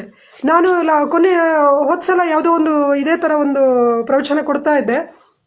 ಆವಾಗ ಯಾರೋ ಒಬ್ರು ಹೇಳಿದ್ರು, ನಾನು ಹೇಳಿದೆ ಪ್ರತಿಯೊಬ್ಬರು ನಿಮ್ಮ ಸ್ವಂತ ಹಣದಲ್ಲಿ ಒಂದು 10 ಸೆಟ್ಟನ್ನಾದರೂ ಕೊಂಡುಕೊಳ್ಳಿ, ಆಮೇಲೆ ನಿಮ್ಗೆ ಬೇಕಾದವರಿಗೆ ಇನ್ಸ್ಟಾಲ್ಮೆಂಟಲ್ಲೂ ಕೂಡ ಕೊಡ್ಬೋದು. ನಾವು ಭಗವಂತನಿಗೋಸ್ಕರ ಇಷ್ಟು ಮಾಡ್ಲಿಕ್ಕಾಗೋದಿಲ್ವಾ? ನಿಮ್ಮ ಡೊನೇಷನ್ ಕೊಡಬೇಡಿ, ದೇವಸ್ಥಾನಕ್ಕೆ ಡೊನೇಷನ್ ಕೊಡಿ ಅಂತ ನಾವೇನು ಕೇಳ್ತಾ ಇಲ್ಲ. ನೀವು ಬರೀ ಇನ್ವೆಸ್ಟ್ಮೆಂಟ್ ಮಾಡಿ ಅಷ್ಟೇ. ಇನ್ವೆಸ್ಟ್ಮೆಂಟ್ ಮಾಡಲಿಕ್ಕೂ ನಾವು ಈ ರೀತಿ ಯೋಚನೆ ಮಾಡಿದರೆ ಹೇಗೆ ಅಂತ. ಆವಾಗ ಅವರು ಹೇಳಿದರು, ಎಷ್ಟೋ ಭಕ್ತಾದಿಗಳಿಗೆ ಕೈಯಲ್ಲಿ ದುಡ್ಡಿರೋದಿಲ್ಲ ಅಂತ. ನಾನು ಆವಾಗ ಒಂದೇ ಮಾತು ಕೇಳಿದ್ದವರಿಗೆ, ಕೈಯಲ್ಲಿ ದುಡ್ಡಿಲ್ಲ ಅಂದ್ರೂ ಮಗಳಿಗೆ ಮದುವೆಯನ್ನು ದೊಡ್ಡ ಹಾಲಲ್ಲೇ ಮಾಡಿಸ್ತೇವೆ. 2 ಗಂಟೆ ಮದುವೆ ಹಾಲಿಗೆ ಎಷ್ಟೋ ಲಕ್ಷ ಖರ್ಚು ಮಾಡ್ತೇವೆ ನಾವು, 2 ತಾಸು. ಆದರೆ ಭಗವಂತನಿಗೋಸ್ಕರ ಮಾಡುವಾಗ ನಾವು ಎಷ್ಟು ಯೋಚನೆ ಮಾಡ್ತೇವೆ ಅಂದರೆ ನಿಜವಾಗ್ಲೂ ನಮಗೆ ಭಗವಂತ ಎಷ್ಟು ಮುಖ್ಯ. ಯೇ ಯಥಾ ಮಾಂ ಪ್ರಪದ್ಯಂತೆ ತಾಂ ತಥೈವ ಭಜಾಮ್ಯಹಂ. ನಮ್ಮ ಜೀವನದಲ್ಲಿ ಭಗವಂತನೇ ಮುಖ್ಯ ಆದಾಗ ಭಗವಂತನಿಗೂ ಕೂಡ ಅವನ ಜೀವನದಲ್ಲಿ ನಾವೇ ಮುಖ್ಯ ಆಗ್ತೇವೆ. ನಮ್ಮ ಜೀವನದಲ್ಲಿ ಬೇರೆ ಎಲ್ಲರೂ ಮುಖ್ಯ, ನನ್ನ ಮಕ್ಕಳು ಮುಖ್ಯ, ನಮ್ಮ ತಂದೆ ತಾಯಿಗಳು ಮುಖ್ಯ, ನಮ್ಮ ಸಂಬಂಧಿಕರು ಮುಖ್ಯ. ನಾನು ಭಾಗವತನ ಬಗ್ಗೆ ಹೇಳಿದರೆ ನಮ್ಮ ಸಂಬಂಧಿಕರಿಗೆ ಇಷ್ಟ ಆಗೋದಿಲ್ಲ. ಹಾಗಾದರೆ ನಾನು ಬದುಕ್ತಾ ಇರೋದು ಭಗವಂತನಿಗೆ ಇಷ್ಟಕ್ಕೋಸ್ಕರನ, ಸಂಬಂಧಿಕರ ಇಷ್ಟಕ್ಕೋಸ್ಕರನ? ನಮ್ಮ ಸಂಬಂಧಿಕರ ಮದುವೆ ಮನೆಯಲ್ಲಿ ನಾನು ಭಾಗವತಂ ಹೇಳಿದ್ರೆ ಎಲ್ಲರೂ ನನ್ನ ನೋಡಿ ನಗ್ತಾರೆ. ಹಾಗಾದರೆ ನಾವು ಭಗವಂತನಿಗೆ ಏನು ಶರಣಾಗಿದ್ದೇವೆ? ನಮ್ಮ ಒಂದು ದೀಕ್ಷೆ ಅಂದರೆ ಅರ್ಥ ಏನು? ದೀಕ್ಷಾಬದ್ಧರಾಗಿರೋದು ಅಂದರೆ ಇದಕ್ಕೆ ನಾನು ಬದ್ಧರಾಗಿರ್ತೇನೆ, ಭಗವಂತನ ಸೇವೆಗೆ ನಾನು ಬದ್ಧರಾಗಿರ್ತೇನೆ. 84 ಲಕ್ಷ ಜೀವರಾಶಿಗಳಲ್ಲಿ ಬಂದು 84 ಬೇರೆ ಬೇರೆ ಬ್ರಹ್ಮಾಂಡಗಳಲ್ಲಿ ಸುತ್ತಿ ಭಗವಂತನ ಸೇವೆಯನ್ನು ಮಾಡಲಿಲ್ಲ. ಈಗ ಹರಿಗುರುಗಳ ಕೃಪೆಯಿಂದ ಭಗವಂತನ ಸೇವೆ ಮಾಡುವಂತಹ ಒಂದು ಅವಕಾಶ ನನಗೆ ಸಿಕ್ಕಿದೆ. ಈ ಅವಕಾಶವನ್ನು ನಾನು ಗಂಭೀರವಾಗಿ ಪರಿಗಣಿಸಬೇಕು. ಇವತ್ತು ಹೊರಗಡೆ ಜನರ ಥರನೇ ನಾವು ನಮ್ಮ ಮಕ್ಕಳಿಗೋಸ್ಕರ, ನಮ್ಮ ಕುಟುಂಬಕ್ಕೋಸ್ಕರ, ನಮ್ಮ ಸಮಾಜಕ್ಕೋಸ್ಕರ ಎಲ್ಲವನ್ನೂ ಮಾಡ್ತೇನೆ, ಈ ಶರೀರಕ್ಕೋಸ್ಕರ ಎಲ್ಲವನ್ನು ಮಾಡ್ತೇನೆ. ಆದರೆ ಭಗವಂತನಿಗೋಸ್ಕರ, ಭಗವಂತನಿಗೆ ತನ್ನ ಸರ್ವವನ್ನು ಸಮರ್ಪಣೆ ಮಾಡಿದಂತಹ ಭಾಗವತೋತ್ತಮರಾದಂತಹ ಶ್ರೀಲ ಪ್ರಭುಪಾದರು ಅವರ ಶಿಷ್ಯಂದರಿಗೋಸ್ಕರ ನಾನು ಏನು ಮಾಡಲಿಕ್ಕೂ ತಯಾರಿಲ್ಲ. ಅಂದರೆ ನಾನು ಈ ದೀಕ್ಷಾಬದ್ಧನಾಗಿದ್ದೇನೆ ಅಂತ ಹೇಳ್ಬಿಟ್ಟು ನಮ್ಮನ್ನೇ ನಾವು ಪ್ರಶ್ನೆ ಮಾಡ್ಕೊಳ್ಬೇಕು. ಪುರಂದರದಾಸರು ಹೇಳ್ತಾರೆ, ಮನವ ಶೋಧಿಸಬೇಕು ನಿಚ್ಚ, ದಿನ ದಿನ ಮಾಡಿದ ಪಾಪ ಪುಣ್ಯದ ವೆಚ್ಚ ಅಂತ. ಇವತ್ತು ಎಷ್ಟು ನಾನು ಕೃಷ್ಣನಿಗೋಸ್ಕರ ಮಾಡಿರೋದು, ಎಷ್ಟು ನನಗೋಸ್ಕರ ಮಾಡಿರೋದು? ನಿಜ ಹೇಳಬೇಕು ಅಂದರೆ ಭಕ್ತನ ಜೀವನದಲ್ಲಿ ಪ್ರತಿಯೊಂದು ಕೂಡ ಕೃಷ್ಣನಿಗೋಸ್ಕರನೇ ಮಾಡಬೇಕು. ವಿಜಯದಾಸರು ಹೇಳ್ತಾರೆ, ಒಂದ್ ಕಡೆ ಹೇಳ್ತಾರೆ, ಕಂಡದ್ದೆಲ್ಲ ಕಮಲ ನಾಭನ ಮೂರ್ತಿ, ಉಂಡು ಹುಟ್ಟಿದ್ದೆಲ್ಲ ವಿಷ್ಣು ಪೂಜೆ, ತಂಡದ ವಾರ್ತೆ ವಾರಿಜಾಕ್ಷನ ಕೀರ್ತಿ, ಹಿಂಡು ಮಾತುಗಳೆಲ್ಲ ಹರಿಯ ನಾಮ ಅಂತ. ಅಂದ್ರೆ ಬಾಯಲ್ಲಿ ಬರುದು ಹರಿಯ ನಾಮ, ಭಗವಂತನ ಕೀರ್ತನೆ ಬಿಟ್ರೆ, ಭಗವಂತನ ಗುಣಗಾನ ಬಿಟ್ರೆ ಬಾಯಲ್ಲಿ ಇನ್ನೇನು ಬರಬಾರ್ದು. ನಡೆಯುವ ಹೆಜ್ಜೆ ಎಲ್ಲ ಭಗವಂತನ ಸೇವೆಗೋಸ್ಕರ ಬಿಟ್ರೆ ಬೇರೆ ಯಾವುದಕ್ಕೂ ಕೂಡ ಹೋಗಬಾರ್ದು. ನಮಗೋಸ್ಕರ ನಾವು ಎಷ್ಟು ದೂರ ಬೇಕಾದರೂ ಪ್ರಯಾಣ ಮಾಡ್ತೇವೆ. ಈಗ ಉದಾಹರಣೆಗೆ ಎಷ್ಟೋ ಜನ ಹೊಟ್ಟೆಪಾಡಿಗೋಸ್ಕರ ಎಲ್ಲೋ ಹೊರದೇಶಕ್ಕೂ ಕೂಡ ಪ್ರಯಾಣ ಮಾಡ್ತೇವೆ. ಆದರೆ ಭಗವಂತನ ಸೇವೆಗಾಗಿ, ಶ್ರೀಲ ಪ್ರಭುಪಾದರ ಗ್ರಂಥ ವಿತರಣೆಗಾಗಿ ನಾವು ನಮ್ಮ ಪಕ್ಕದ ಮನೆ ಬಾಗಿಲು ತಟ್ಟಲಿಕ್ಕೂ ಕೂಡ ತಯಾರಿರುವುದಿಲ್ಲ.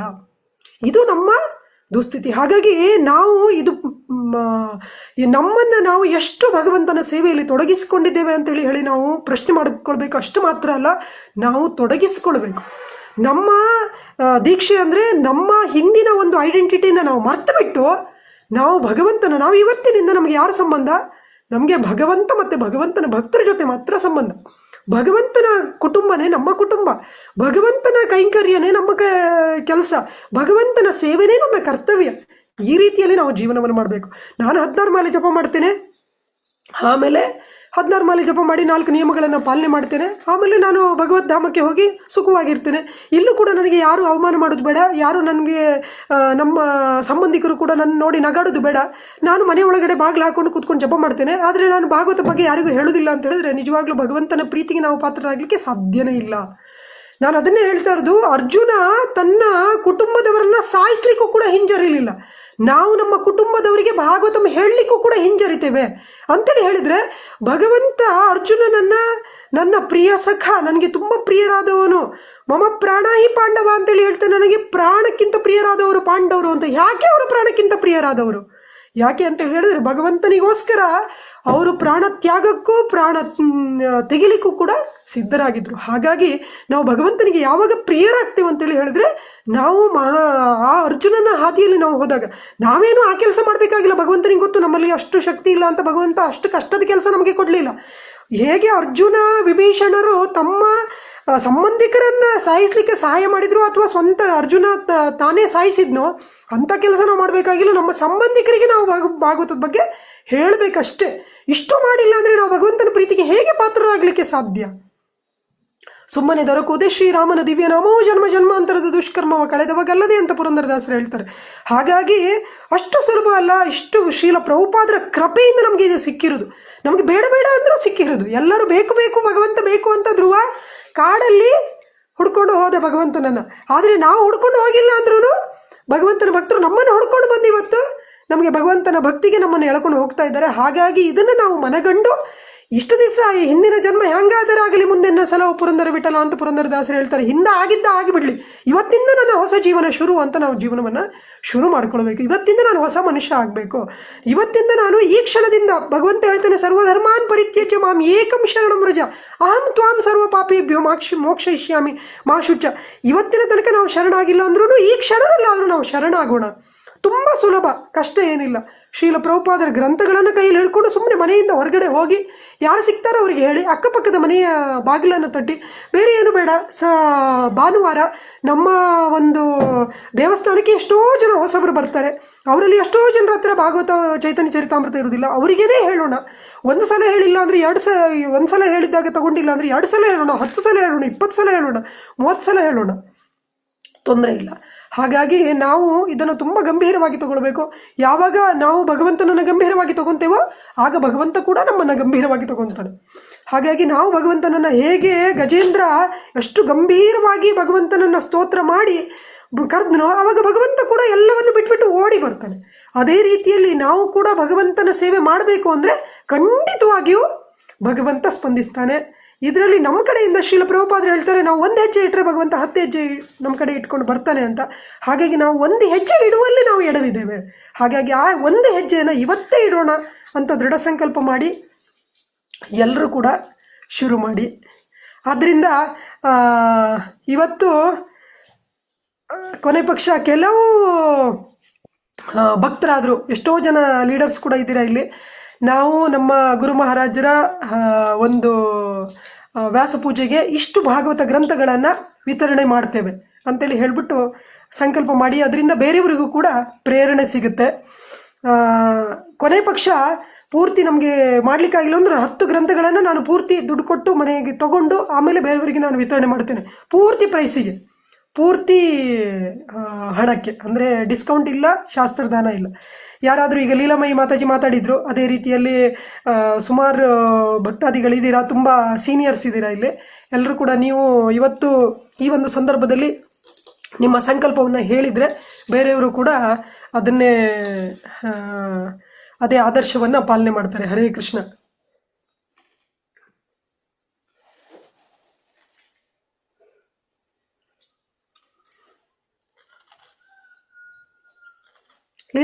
ಲೀಲಾಮಯಿ ಮಾತಾಜಿ ಇದ್ದೀರಾ? Hare Krishna Mataji. I didn't get, ನೀವು ಎಂತ ಹೇಳ್ತಿರಿಲ್ಲ, ಏನೋ ಸ್ವಲ್ಪ ಗಲಾಟೆ ಇತ್ತು, ಕೇಳಲಿಲ್ಲ. ಮಾತಾಜಿ ಹೇಳಿ. ನಾನು ಹೇಳ್ತಾ ಇರೋದು ಈಗ ಪರಮ ಪೂಜ್ಯ ಇವರು ಜಯಪತಾಕ್ ಮಹಾರಾಜರವರ ಆವಿರ್ಭಾವ ತಿಥಿಗೆ, ಅವರ ವ್ಯಾಸ ಪೂಜೆಗೆ ನೀವು ಒಂದು ಸಂಕಲ್ಪವನ್ನು ಮಾಡಿದರೆ ಇಷ್ಟು ಭಾಗವತ ಗ್ರಂಥಗಳನ್ನು ನಾವು ವಿತರಣೆ ಮಾಡಿ ಅದನ್ನು ಗುರುಗಳಿಗೆ ಕಾಣಿಕೆಯಾಗಿ ಅರ್ಪಣೆ ಮಾಡ್ತೇನೆ ಅಂತೇಳಿ ಹೇಳಿದರೆ ಬೇರೆಯವರು ಕೂಡ ಅದರಿಂದ ಪ್ರೇರಿತರಾಗ್ತಾರೆ ಅಂಥೇಳಿ ಈ ಒಂದು ಸಂದರ್ಭದಲ್ಲಿ ನೀವು ಹೇಳ್ಬೋದು. ಕೊನೆ ಪಕ್ಷ ಈಗ ನಮಗೆ ಪೂರ್ತಿ ಗ್ರಂಥ ವಿತರಣೆ ಮಾಡಲಿಕ್ಕಾಗಿಲ್ಲ ಅಂದರೆ ಒಂದು 10 ಗ್ರಂಥಗಳನ್ನು ನಾನು ದೇವಸ್ಥಾನಕ್ಕೆ ದಿಂದ ನಾನು ಪರ್ಚೇಸ್ ಮಾಡಿ ಇಟ್ಕೊತೇನೆ. ಪರ್ಚೇಸ್ ಮಾಡಿ ಇಟ್ಕೊಂಡ್ರೆ 100% ಅದು ಡಿಸ್ಟ್ರಿಬ್ಯೂಷನ್ ಆಗೇ ಆಗುತ್ತೆ. ಯಾಕಂದರೆ ನಾವು ಮತ್ತೆ ವಾಪಸ್ ಅಂತೂ ಕೊಡ್ಲಿಕ್ಕೆ ಆಗೋದಿಲ್ಲ, ಅದು ಡಿಸ್ಟ್ರಿಬ್ಯೂಷನ್ ಇವತ್ತೆಲ್ಲ ನಾಳೆ ಆಗುತ್ತೆ. ಆ ರೀತಿಯಲ್ಲಿ ಏನಾದರೂ ಒಂದು ಸಂಕಲ್ಪವನ್ನು ಮಾಡಿದರೆ ಒಳ್ಳೆಯದು. ಯಾಕೆಂದರೆ ಅದರಿಂದ ನೀವೆಲ್ಲ ಸೀನಿಯರ್ಸ್ ಇದ್ದೀರಾ, ಬೇರೆಯವರಿಗೂ ಕೂಡ ಪ್ರೇರಣೆ ಸಿಗುತ್ತೆ ಅಂತ ಹೇಳ್ತಾ ಇದ್ದೆ ನಾನು.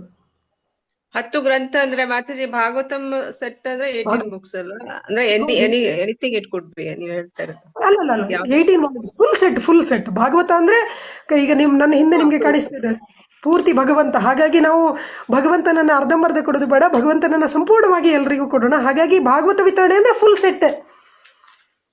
Okay okay. ಇದು ಸಂಕಲ್ಪ ಮಾಡೋದು ಭಯ ನನಗೆ. ಸಾರಿ.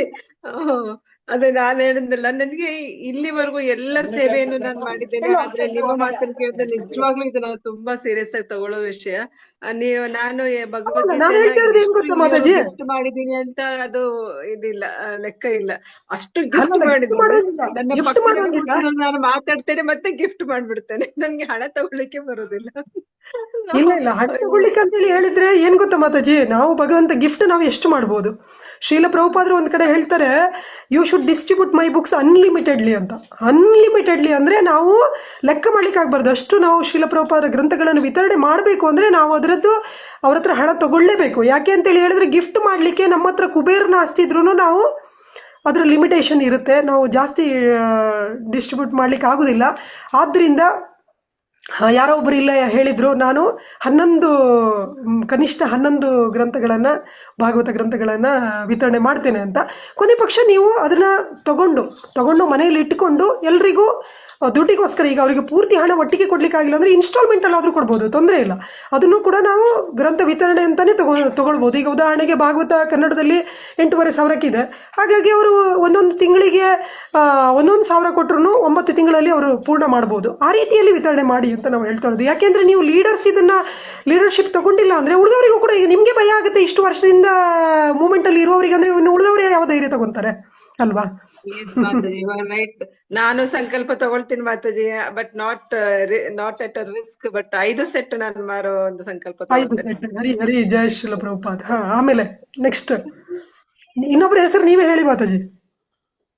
ನೆಕ್ಸ್ಟ್ ಇದ್ದಾರೆ ಇಲ್ಲಿ ಶ್ಯಾಮಕಾಂತ ಮಾತಾಜಿ ಇದ್ದಾರೆ, ಸುಭಾಷಿಣಿ ಮಾತಾಜಿ ಇದ್ದಾರೆ, ಅನುತ್ತಮ ವಿಲಾಸಿನಿ ಮಾತಾಜಿ ಇದ್ದಾರೆ. Mataji Anuttama Vilasini Mataji can come forward. ಹೇಳಿ ಮಾತಾಜಿ, ನಿಮ್ಮ ಸಂಕಲ್ಪ ಹೇಳಿ, ನೆಕ್ಸ್ಟ್ ಹೆಸರು ಹೇಳಿ. ಎಸ್ ಮಾತಾಜಿ, ನಾನು 5 ಸೆಟ್ ಮಾಡ್ತೀನಿ ಮಾತಾಜಿ ನನ್ನ ಸಂಕಲ್ಪ. ಬಟ್ ನಾನು ಪ್ರಭುಜಿ ನಮ್ಮ ಪ್ರಭುಜಿ ಹೆಸರು ರಸಿಕಶೇಖರ ಚೈತನ್ಯ ದಾಸ್ ಅಂತ ಹೇಳಿ, ಅವರು ನಾನು ಸೇರ್ಬಿಟ್ಟು ಮಾಡ್ತೀನಿ. ಹರಿ ಜಯ ಶ್ರೀಲ ಪ್ರಭುಪಾದ್. ನೆಕ್ಸ್ಟ್ ಹೆಸರು ಹೇಳಿ ನೀವೇ, ಯಾರು ಸಂಕಲ್ಪ ಮಾಡಬೇಕು ಅಂತ. ನಿಮ್ಗೆ ಯಾರು ಪ್ರೀತಿ ಪಾತ್ರ ಅವರ ಹೆಸರು ಹೇಳ್ಬಿಡಿ. ನಮ್ಮಲ್ಲಿ ಸುಮಾರು ಜನ ಡಿವೋಟೀಸ್ ಇದ್ದಾರೆ ಮಾತಾಜಿ, ಬಟ್ ಎಲ್ಲ ನನ್ ಜೊತೆಗೆ ಸೇರ್ಬಿಟ್ಟೆ ಮಾಡೋರೆಲ್ಲ ನಮ್ಮ ಮಾತಾಜಿಸ್ ಎಲ್ಲ. ಇಲ್ಲ ಆತರ ಅಲ್ಲ. ನಿಮ್ಗೆ ತುಂಬಾ ಇಷ್ಟವಾದ ಡಿವೋಟಿ ಹೆಸರು ಹೇಳ್ಬಿಡಿ, ಅಷ್ಟೇ ಸಾಕು. ಇದಾರೆ ಶ್ಯಾಮಕಾಂತ ರಜಸೇವಿಕಾ ಮಾತಾಜಿ ಇದ್ದಾರೆ, ಜಯಶ್ರೀ ಮಾತಾಜಿ ಇದ್ದಾರೆ. ಸರಿ ಆಯ್ತು, ಒಂದು ಹೆಸರು ಹೇಳಿ. ಮಾತಾಜಿ ಶ್ಯಾಮಕಾಂತ ಮಾತಾಜಿ. ಶ್ಯಾಮ ರಜಸೇವಿಕಾ. ಸರಿ ಮಾತಾಜಿ. ಹರೇ ಕೃಷ್ಣ ಮಾತಾಜಿ. ದಂಡವತ್ ಪ್ರಣಾಮ ಮಾತಾಜಿ. ದಂಡವತ್ ಪ್ರಣಾಮ ಮಾತಾಜಿ. ಹೇಳಿ ಮಾತಾಜಿ, ನಿಮ್ಮ ಸಂಕಲ್ಪ. ನಾವೆಲ್ಲ ಮಾತಾಜಿಗಳೆಲ್ಲ ಸೇರೆ ಮಾಡದ್ ಮಾತಾಜಿ. ಅಂದ್ರೆ ನೀವೆಲ್ಲ ಸೇರಿ ಒಟ್ಟಿಗೆ 16 ಮಾಲೆ ಮಾಡುದಾ? ನಿಮ್ದು 16 ಮಾಲೆ ನೀವು ಮಾಡ್ತೀರಲ್ಲ, ಅದು ಹೇಳ್ತಾ ಇದ್ದೀನಿ ಮಾತಾಜಿ. ನಿಮ್ಮಿಂದ ಎರಡಾದ್ರೂ ಮಾಡ್ತೀನಿ ಮಾತಾಜಿ, ಅಟ್ಲೀಸ್ಟ್. ತೊಂದ್ರೆ ಇಲ್ಲ, 2 ಮಾಡ್ತೀನಿ ಮಾತಾಜಿ. 2. ನೀವು ನೆಕ್ಸ್ಟ್ ಹೆಸರು ಹೇಳಿ. ಜಯಶ್ರೀ ಮಾತಾಜಿ. ಜಯಶ್ರೀ ಮಾತಾಜಿ.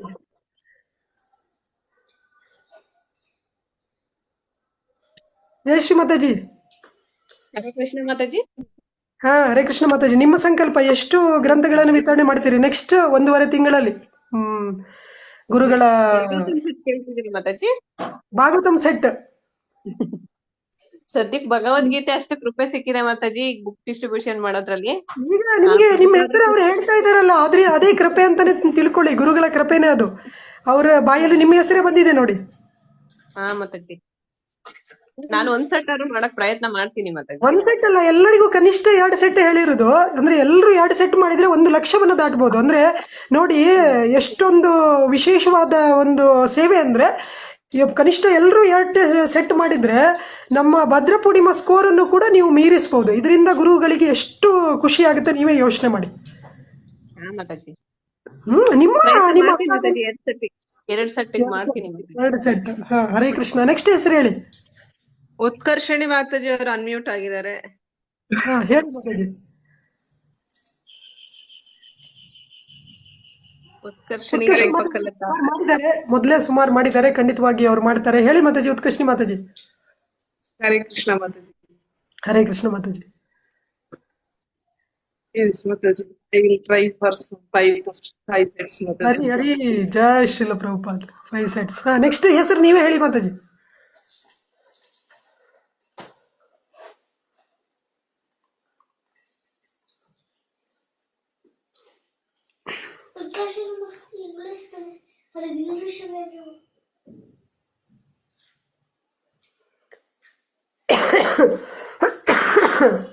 ಹಾಗೇನೆ ಎಲ್ಲರೂ ಕೂಡ ಈ ಒಂದು ಸಂದೇಶವನ್ನು ಕೂಡ ಆದಷ್ಟು ಭಕ್ತಾದಿಗಳಿಗೆ ಮುಟ್ಟಿಸಿ, ಎಲ್ಲರೂ ಕೂಡ ನಾವೆಲ್ಲರೂ ಕೂಡ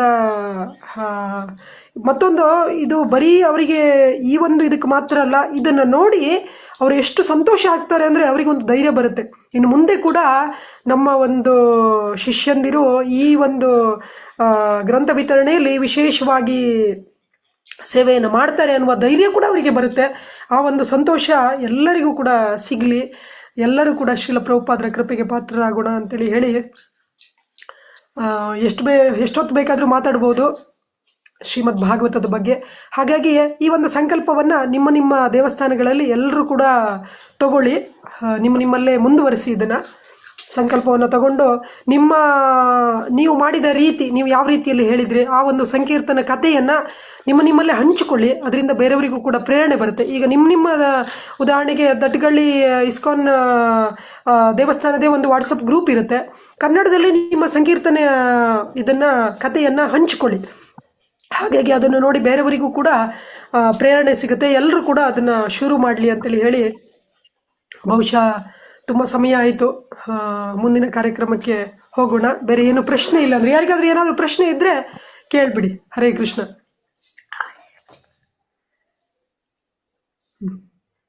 ಹೇಳು.